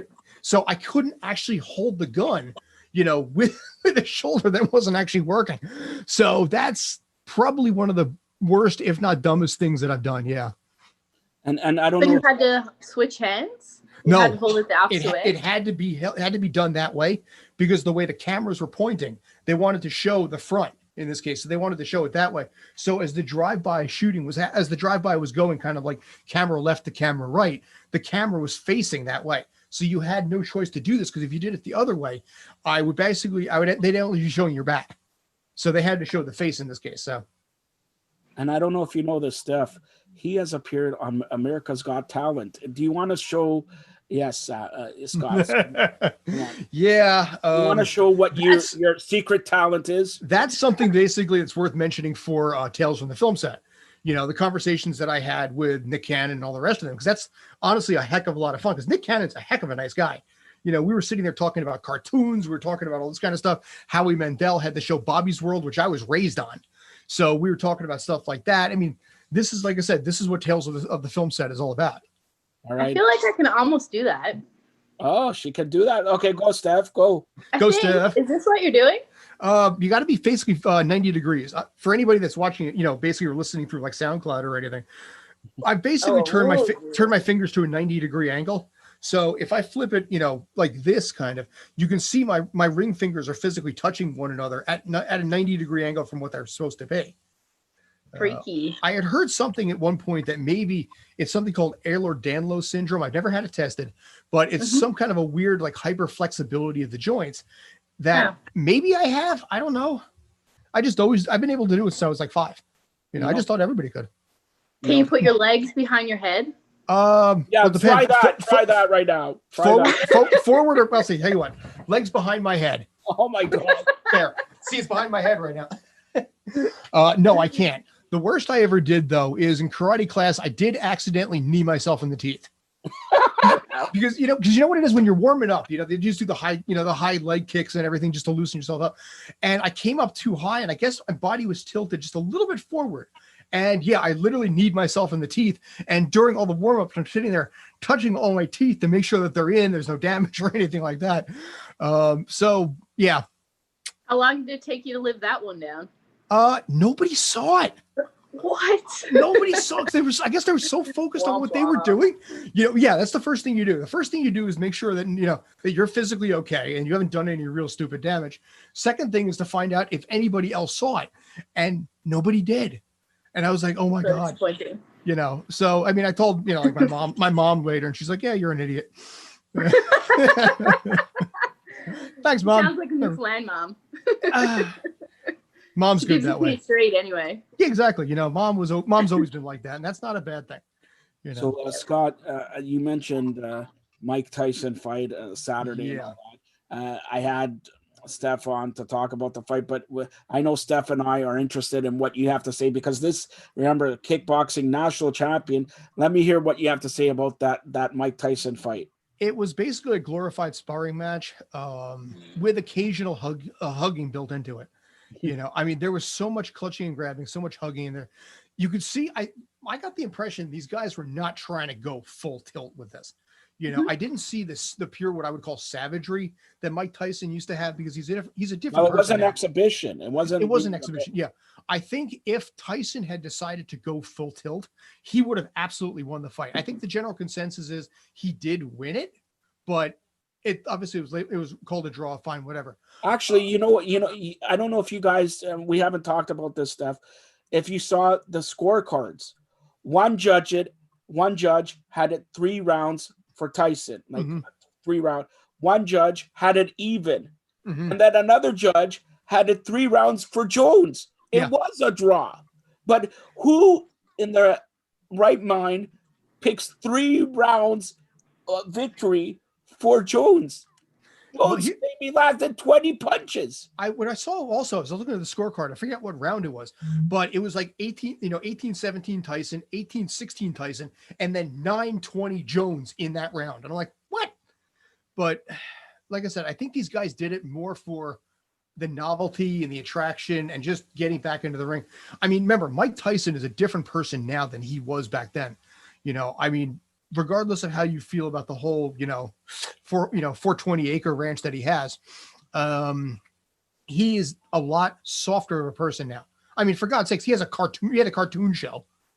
You know, I mean, Mike Tyson Mysteries, which actually I watch and I really actually kind of like. The question Here's the question. By the way, we were going to be joined by Sam, but unfortunately they have a power out of where she lives right now. So I don't know if she's going to be on or whatever. But here's a question Sam asked. Okay, since you're a stunt double, right? Do they have stunt doubles for animations?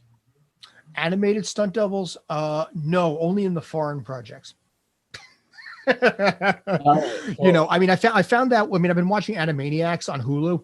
At the original Animaniacs did not have stunt doubles. Now they do. So, all right.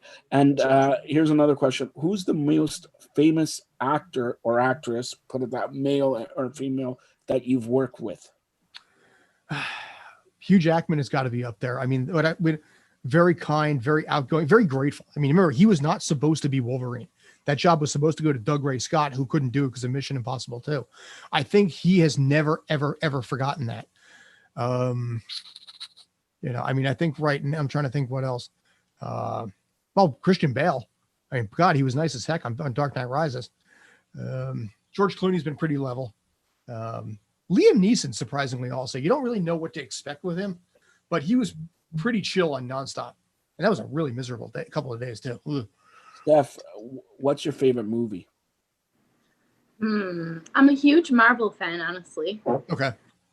But I love any superhero movie, but the Marvel ones are definitely my fave. They film. Oh, well, actually, you'll appreciate this one. Tom Holland, when he did his first standalone Spider-Man movie, you know, the one with Michael Keaton and everything like that. Yep. He was so fired up about being in his own movie, because this kid was 21 years old, that he would literally go up to random people on the street, you know, whether they be cast members, crew, regular people in full Spider-Man costume, and go up and just beep them on the nose. He would just go up and go beep, and then just run off. And he did this all the time.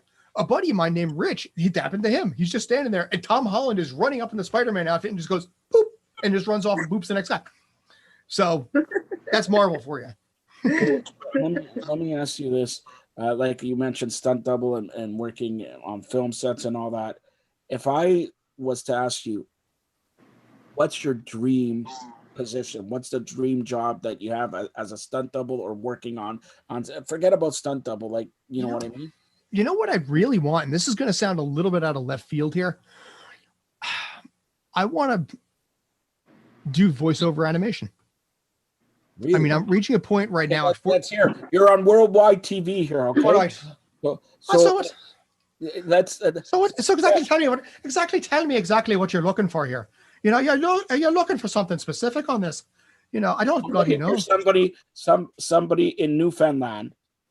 Oh, you know, here's the problem that I've got. The whole Canadian thing. I've only learned a lot of it from like Terrence and Phillip in South Park here. You know, because for starters, you don't look like you're Canadian there, because you know you're supposed to have a square flapping head there. You know, this is what South Park has taught us here.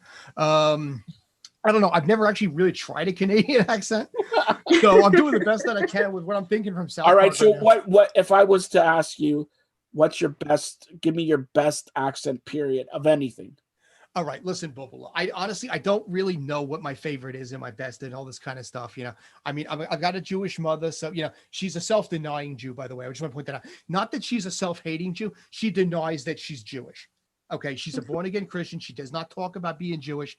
You know, she actually really gets pissed off when I mention anything like this. My father, by God, bless my father's heart, he has come out so many times and be like, don't ever talk about the Jewish side anymore. Just please don't.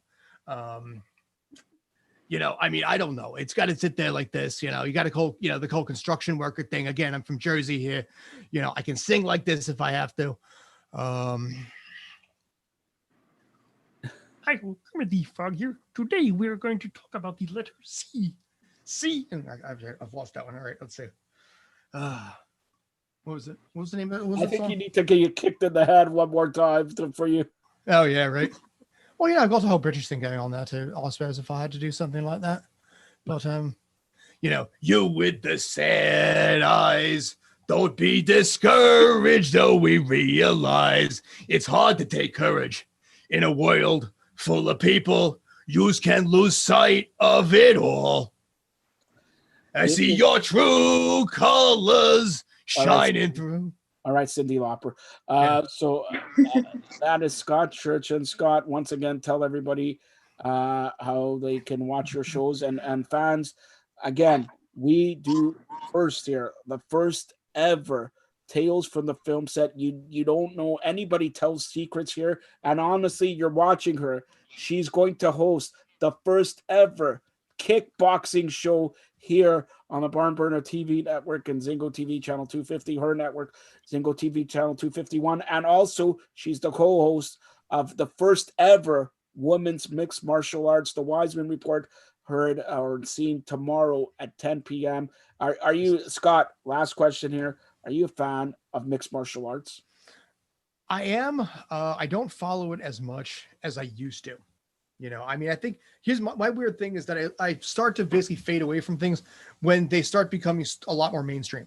You know, I mean, I grew up in the 90s, you know, the Gracies were it, you know, looking at a lot of that stuff. Now, not as much, you know, and I should be. And this is, I'm sorry, this is actually probably raining on the parade a little bit. I'm sorry. But let me just right, get my umbrella. You're cute to leave so I could talk WMMA with Steph there. Okay, come on. But Scott, again, tell everybody how they could get a hold of you and let them know the shows. Sure. Like I said, this is the Sports Den at 4 p.m. to 5 p.m. Eastern on Barn Burner Radio Network and also Zingo TV channel TV network and then radio network. But go on. 4 p.m. to 5 p.m. for the Sports Den. Tales from the Film Set, 9 p.m. to 10 p.m. also on Tuesday nights. And I'm Scott Schertzen. I'm the only Scott Schertzen out there. So the last name is CHURCHSON. So you Google me, you'll find me. It's actually really pretty easy that way. And I have no siblings. I have no cousins. I have really no family tree. So if you Google the last name by itself, that'll probably be enough to find me.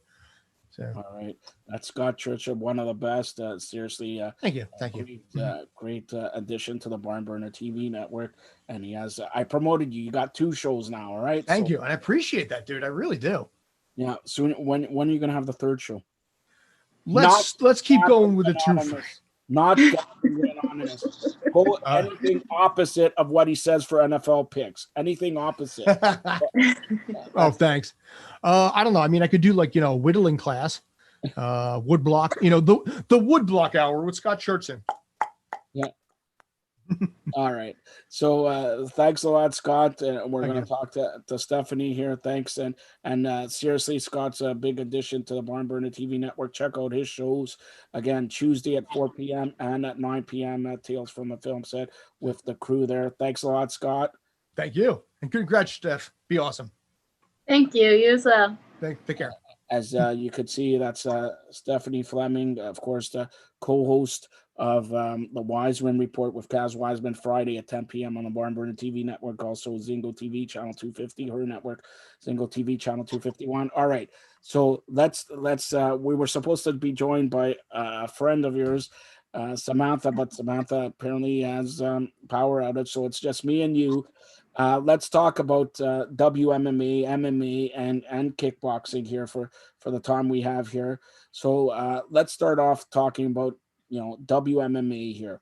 WMMA, like I said, the Wiseman Report Friday at 10, but it's starting to pick up steam here with the ladies, because for years, and I don't have to tell you this, Dana White said, no, he's never going to have ladies in his division. Then Ronda Rousey comes along, and Ronda Rousey arguably made him the most money he has ever made.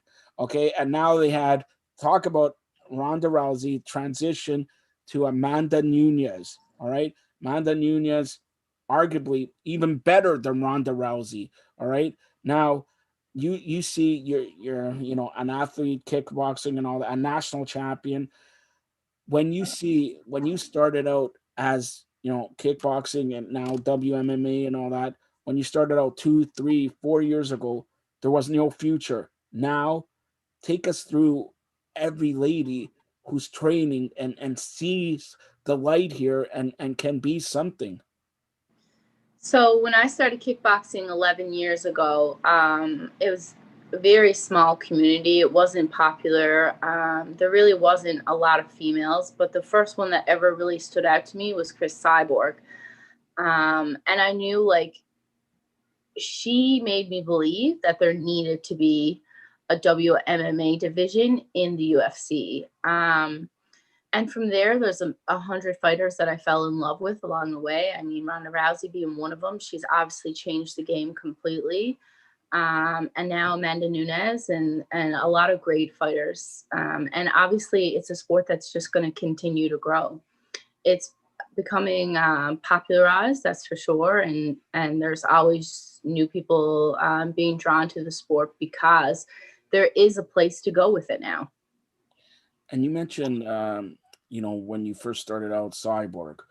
What caught your attention about Cyborg? Of course, Cyborg is, look at her name, okay? It's like Cyborg, but what caught your attention from Cyborg? So, I started out as a kickboxer, and she's had a lot of kickboxing bouts. She's had bare knuckle fighting bouts against men. She was just like the first female strong woman that stood out to me, and was also extremely skilled at the same time. So to me, like, she was one of the women who really paved the way and never really had the spotlight she should have had in the UFC. And now in Bellator, I think she is being highlighted, she is being appreciated, but I think it's just like a timing thing for her. Like, Ronda Rousey came in at the right time when UFC was really super popular, and yeah, it was just the right time for her. And I think her success is amazing because it does make it easier for all the women coming up now. All right. So you mentioned bare knuckle. Okay. I have to mention this. We have an affiliation with Ken Shamrock, who started this bare knuckle fight championship and all that. Can you see that taking off, let's say in 2021, 22? I think it's going to grow. I don't think it's ever going to be as widely popular as UFC, as popular as boxing, just because of the brutality of bare knuckle boxing. Not everyone can get on with it. There's people who can't stomach the UFC. I love it. To me, it's like exhilarating and thrilling and amazing to watch. And the heart some of these fighters have, it just amazes me. So I love it personally. I could see it getting bigger, but I don't see it being a mainstream sport. Okay. Now you mentioned Bellator also. And when you look at, let's say, mixed martial arts, I know there's so many leagues, okay? But I'm going to concentrate on Bellator and UFC, arguably the two best ones, right? Do you think Bellator can, or what will it take for them to seriously compete with the UFC? I think they need to get more big name fighters. I mean, I think they are competing with the UFC right now. I think there's a lot of people who watch Bellator as much as they watch the UFC. It's not as popularized, but it's definitely getting there. And if they were to attract some big name fighters, if they could secure Kayla Harrison, let's say, or Anderson Silva, those people have such a large fan base that it's going to draw in more people to watch. And I don't see it ever beating out UFC, but it's definitely the biggest contender with UFC. So if I give you the book all over MMA, give me one male fight that you will like pay to see and one female fight that you paid. Doesn't matter if it's cross-branded, like Bellator versus UFC or whatever. Just right now in the world, one male fight that you would die to see and one female fight. Oh, it's extremely difficult to narrow it down, but I would love to see Khabib fight GSP. That I think would be an extremely interesting fight. I'd have to give it to Khabib. I know a lot of people would argue with me there, but Khabib's the man. And one female fight I'd love to see. Oh, this one is very, very hard for me to choose, but I think I'd have to go with Kayla Harrison versus Chris Cyborg, or Kayla Harrison and Shevchenko making a catch weight. That one a little less realistic, but it would be cool. Here's the other question I'm going to say, and we're both big fight fans, be it kickboxing, be it UFC, be it MMA, be it boxing, anything. Okay, why do you think when UFC had Ronda Rousey, they put her in the main event and all that, right? They had more notoriety and all that. What's it gonna take for people to say, okay, it's not a lady. I want to watch the fight. It doesn't matter if it's a lady fight or a man fight. Just let me watch the fight. What do you think it's gonna take? I know a roster, like strong roster, but like, don't you feel that it's 2 years ago when Ronda Rousey was at its peak? Everybody was talking about ladies fighting. They wanted to see the fight. Now it's back down to, oh, okay, it's two ladies. It's cool, but there's not enough people talking about it. I agree with you. There's not enough spotlight. There's not enough people talking about it. But I think the athletes are doing an amazing job of putting in a lot of dedication, improving their skills, making the fights entertaining. And I think when it comes down to it, it's an entertainment sport. In order to draw fans, in order to get people to pay for pay-per-views, they have to be good and entertaining fights. So I think a lot of it is making sure that people are making good matchups for entertaining fights and entertaining bouts, and it'll continue to pick up and continue to draw some fans. So we mentioned you or kickboxing or whatever, but if this was, if you were 5 years to 10 years younger, would you tend to go to kickboxing or MMA? If I was 10 years younger and given the opportunities that are out there right now, I think I would train in all disciplines. I would train K1, I'd train kickboxing, I'd train jiu-jitsu, I'd train wrestling, and I'd train MMA because the opportunities are out there now. Okay, when you mentioned we mentioned kickboxing, right? Mm-hmm. What got you to the point that I'm gonna do this?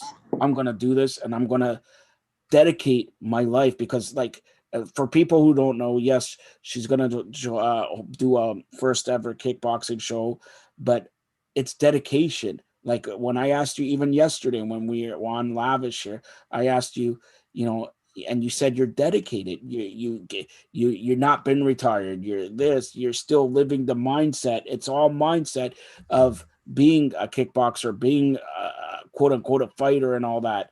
Now, when you see Khabib, 30 years old, the best, he hasn't lost and all that, retire, do you think that is, first of all, do you think he retires permanently? Second of all, don't you have the knack? Once you're a fighter, aren't you always a fighter? I don't see Khabib retiring for good. I feel like he's going to come back for a huge contract, a big moneymaker fight. And I think if we don't see it in the next couple of years, I'd be really surprised. And yes, I think once a fighter, always a fighter. And a fighter's mentality isn't just in the gym. It isn't just when you're training. Like, it's in life, You push yourself to your limits every single day, because that's how you improve. That's how you continue to get better. And I think that's why it's so important for everybody to have an outlet, whether it be kickboxing, basketball, golf, whatever you're passionate about. Having something to channel your energy into is just better for your overall health and your mental health. And I'm a big advocate for that. And that's exactly what I wanted to say. Yesterday, you said something so eloquently and succinctly that I want you to repeat it again with, for people who don't know, and I'm sorry, I'm going to put you in the spotlight a little bit, okay? A worker, a mom, still kickboxing and everything like that. Talk about the mindset and mental stuff that you have to go through to do, this is, and we joke around, or like we're serious about the H.E.R network. Hardworking, empowering, resilient, hardworking. Like I said, being a mom, forget about the rest. Just being a mom, hardworking night and day, empowering, to like teaching your kids. They're teaching youngsters to follow their course, whatever they want to be, kickboxer, MMA, or hockey player, or whatever. And resilient, Okay, and you said it the best. When you lost your last fight, what did the coach tell you? I need people to understand that this is coming from a champion, a national champion. Look at the mindset of her. What did your coach say? And like when you woke up that day, 5 o'clock, and all that. Go ahead, Steph. So I was at the Wacko Worlds. This is after I had an extremely tough year. I'd gone through a divorce. I had to scratch together enough sponsorship to get myself to Worlds. I put everything I had, all my spare time, all my energy, all my money, everything I could scratch together to get to this tournament. I thought for sure, like, this is my time. My coach thought this is my time. And I lost a pivotal bout in that tournament that knocked me out. So I was mentally drained. I was devastated. I felt the grief of that loss, and I felt like, well, this is it. It's over for me now. And I think my coach seen that in me. He's seen that I sort of gave up a little bit and how devastated and destroyed I was over that loss. And he just said, you're going to get up tomorrow morning at I think it was 5 a.m. or 6 a.m. down there. And he said, you're going to run.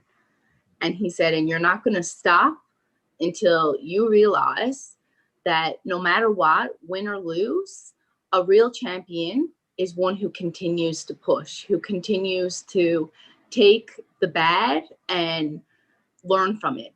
So sometimes you learn more from your losses than you do your wins in life. And I think like that mentality sort of helped me get through COVID. It helped me realize, like, no matter what, we just got to try and make the best of the situation that's happening and continue to push forward, continue to put one foot in front of the other. That is one of the best things so far anybody has said on this network, because it's all about, and we talk about COVID. I've been on so many shows. We talk about COVID. And I'm going to say, you're an athlete, okay? You're an athlete. It doesn't matter, MMA, hockey player, kickboxer, anything like that. To have that mindset at your deepest, darkest time, when you get defeated, when you're mentally drained and all that, you had somebody in your corner believing in you. Like you said, you're going through a divorce. You're going through the worst, probably one of the worst times in your life, okay? And then you have to find something that picks you up again and makes you deliver it. And it, be it from, like, and people say, okay, let's say if you're not a kickboxer, but you do it for your kids, you got to wake up the next day for your kids, live for your kids. You do it for your mom, your dad, your sister, your brother, because people, you don't get, people think they depend on you. You don't even know, but people depend on you. Everybody's here in life. Sorry, I'm going to go a little bit long here, but everybody in life is here for a reason. Nobody knows what the purpose is. The purpose of anything, you were built to be a kickboxer. You were built, you have the passion inside you.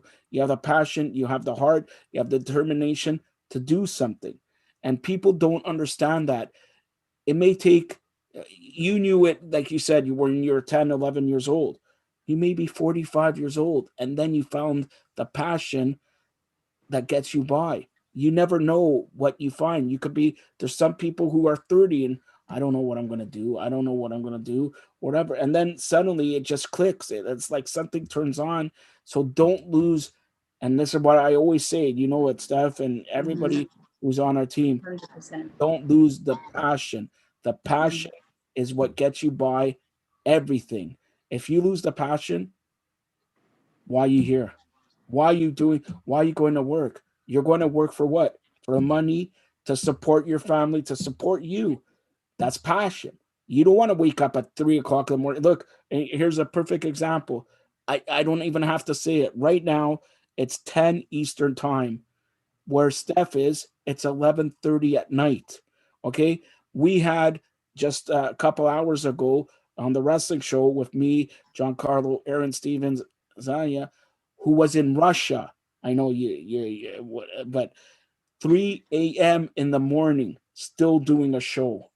For that, I don't care if you're bad or good or whatever. You need to be heard. You need to be seen. And that's what we do here on the Barn Burner TV network, the H.E.R network.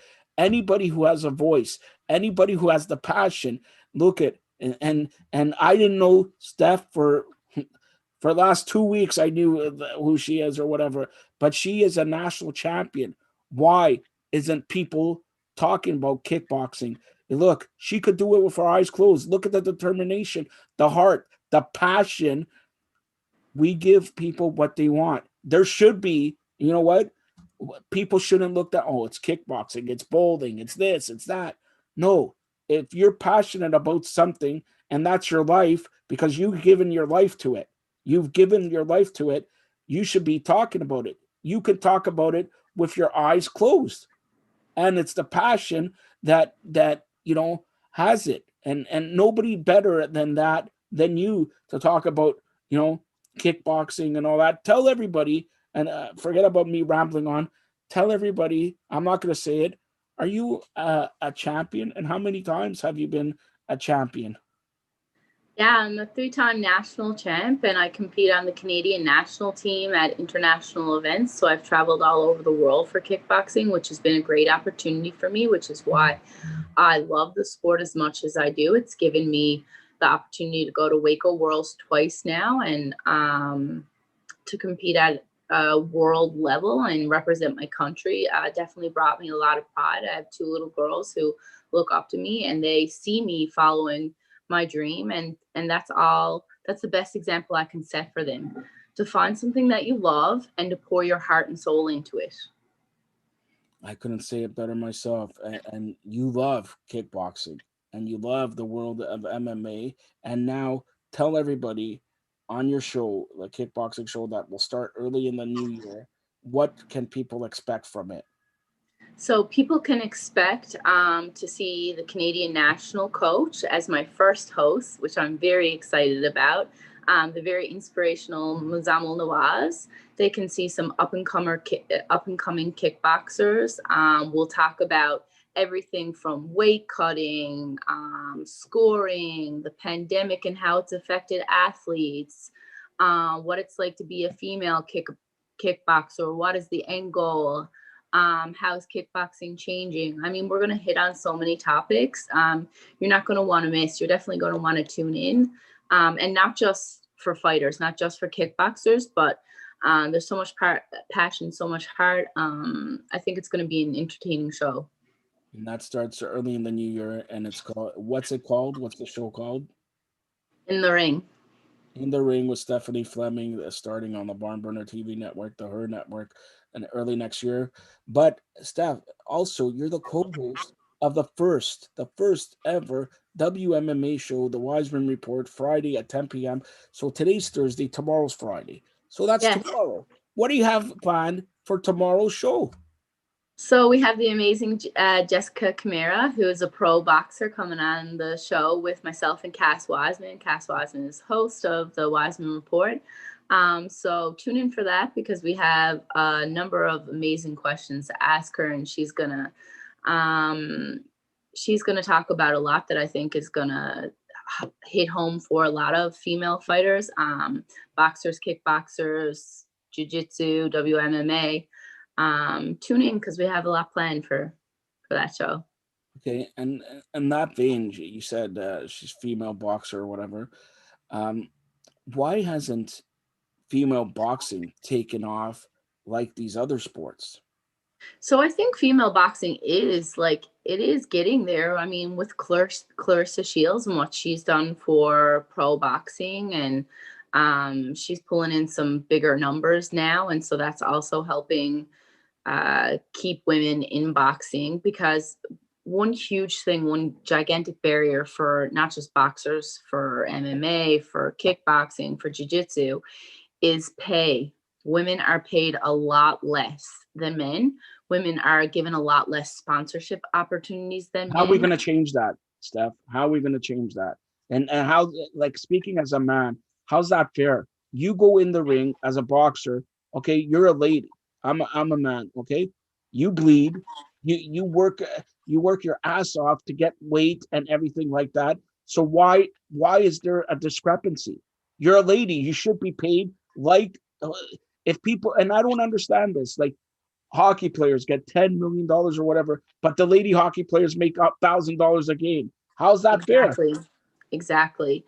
And I think what we're doing right now, Joe, is changing. I think bringing light and the more media attention that the inequality between men and women in sports gets, I think the more change is going to garner. But it's not something that's going to happen overnight. It's something that we're going to have to sort of struggle upstream against and continue to fight for some changes there.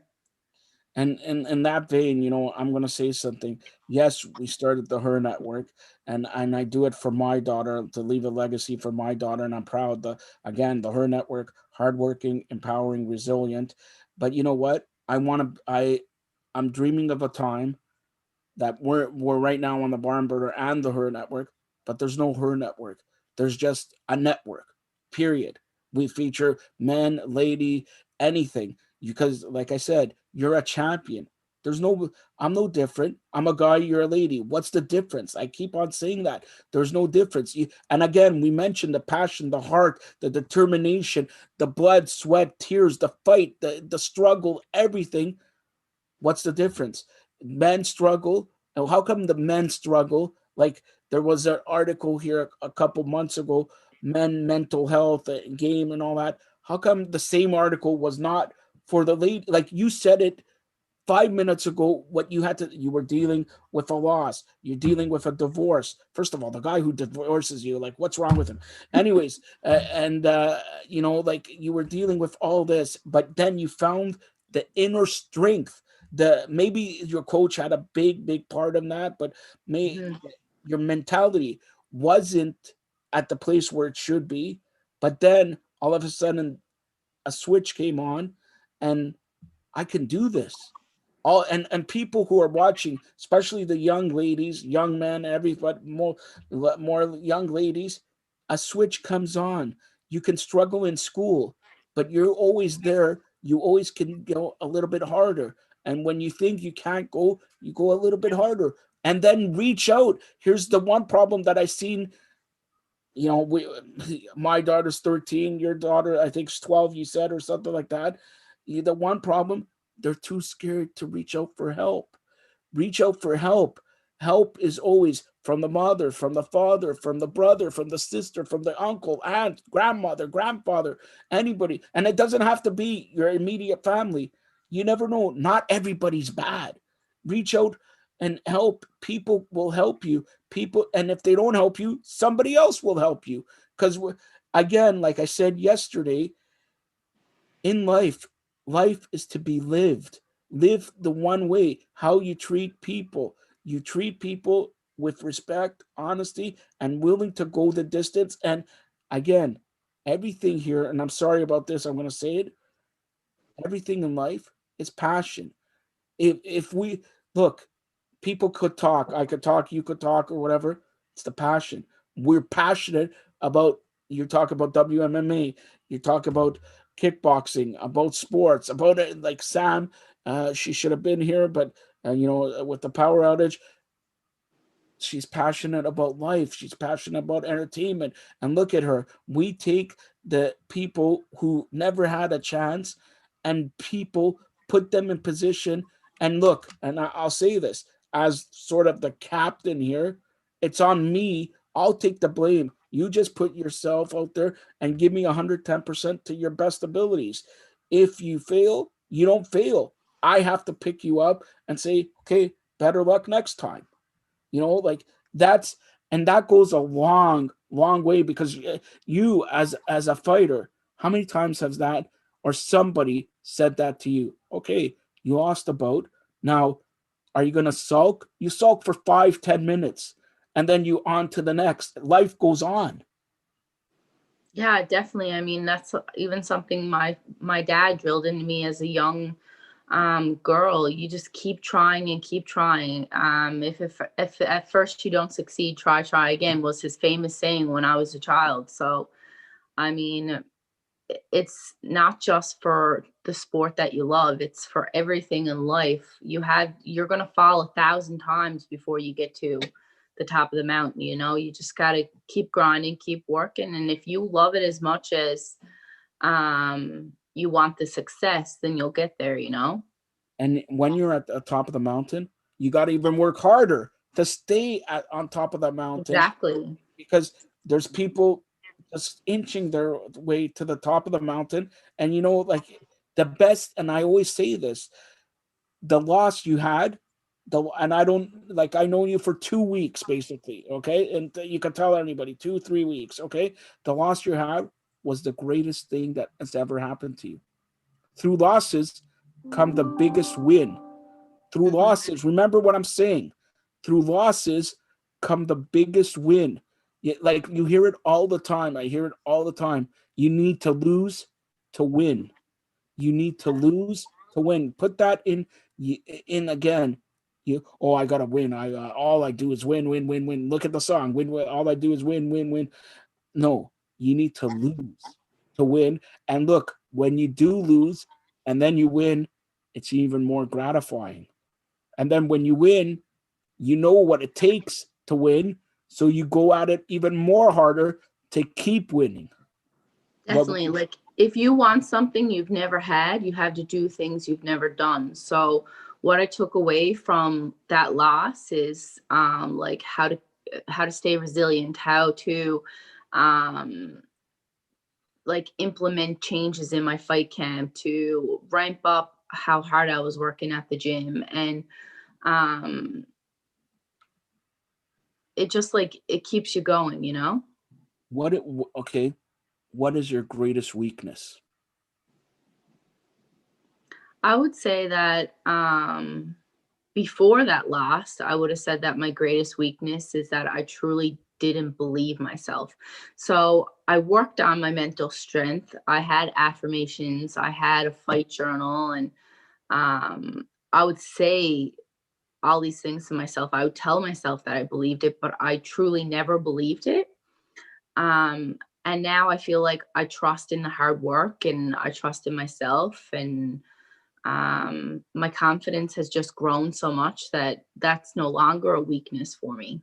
Okay, so now I'm going to ask you, we got like 5 minutes left here before we close out Barn Burner Live here on ZingoTV, channel 250, H.E.R Network, channel 251, with Stephen Fleming, national champion in kickboxing and also co-host of the Wiseman Report here Fridays, 10 p.m. Let's get, your greatest weakness, okay, your biggest strength. I would say that my biggest strength is my ability to keep moving forward. It's my never quit, never give up, super determined attitude that does it for me, that keeps me going. And I think if you have a good attitude about things, you have everything. I couldn't say it better myself, right? So it's like, if you, again, the whole thing is, and I wanted to bring her on because she is, all joking aside, national champion, hosting her own show now, first ever kickboxing show, but she has a great story in there. And it doesn't matter. Look, you could be, like we talked, Newfoundland, you could be in Canada, you could be in England, you could be in India or whatever. It's the determination, the passion that gets you through a lot of stuff. People don't understand how much you need to be even living life. You don't have to be an athlete or working as a fighter, working as a hockey player or whatever. You can just live life, but live life, like they say, to the fullest with the passion and the passion. And I'm going to tell you a secret. Okay. I'll tell everybody a secret. If you have passion, it could guide your life into great relationships, into great friendships, into everything. And people don't understand this with all the mental stress and mental game and all that. Your head is more important than your body. Whatever's in your head controls your body. Your head does control your body. Your brain works funny, but if you are happy, nothing can stop you. If you're passionate, nothing. You can move a building. Well, maybe not a building, but you have to have the passion and determination and the strength. And like I said, okay, she was down, really down. Stephanie was down, really down. And yet, look at her today. Look at her today. She's going to be hosting a show, co-hosting another show, a national three-time national champion in a sport that's not doesn't get the recognition that it's supposed to get. But we're going to change that, right, Steph? Yeah, we definitely are. All right. So, Steph, tell everybody how they could get a hold of you again. So you guys can catch me tomorrow night at 10 p.m. Eastern time on the Wiseman Report. And we also have a Facebook group, the Wiseman Report, so you can check me out there. And in the new year, I'm going to be hosting my own show, as Joe mentioned, In the Ring with Seth Fleming. So you guys should check that one out as well. All right. So again, I want to thank everybody who showed up first on the wrestling show at 7 o'clock. Carly Alino, Aaron Stevens, Alina from Russia, really great show there. And 8 p.m. Barn Burner Live started off with the Hall of Famer Steve Carney, Drew Ebanks, Catherine,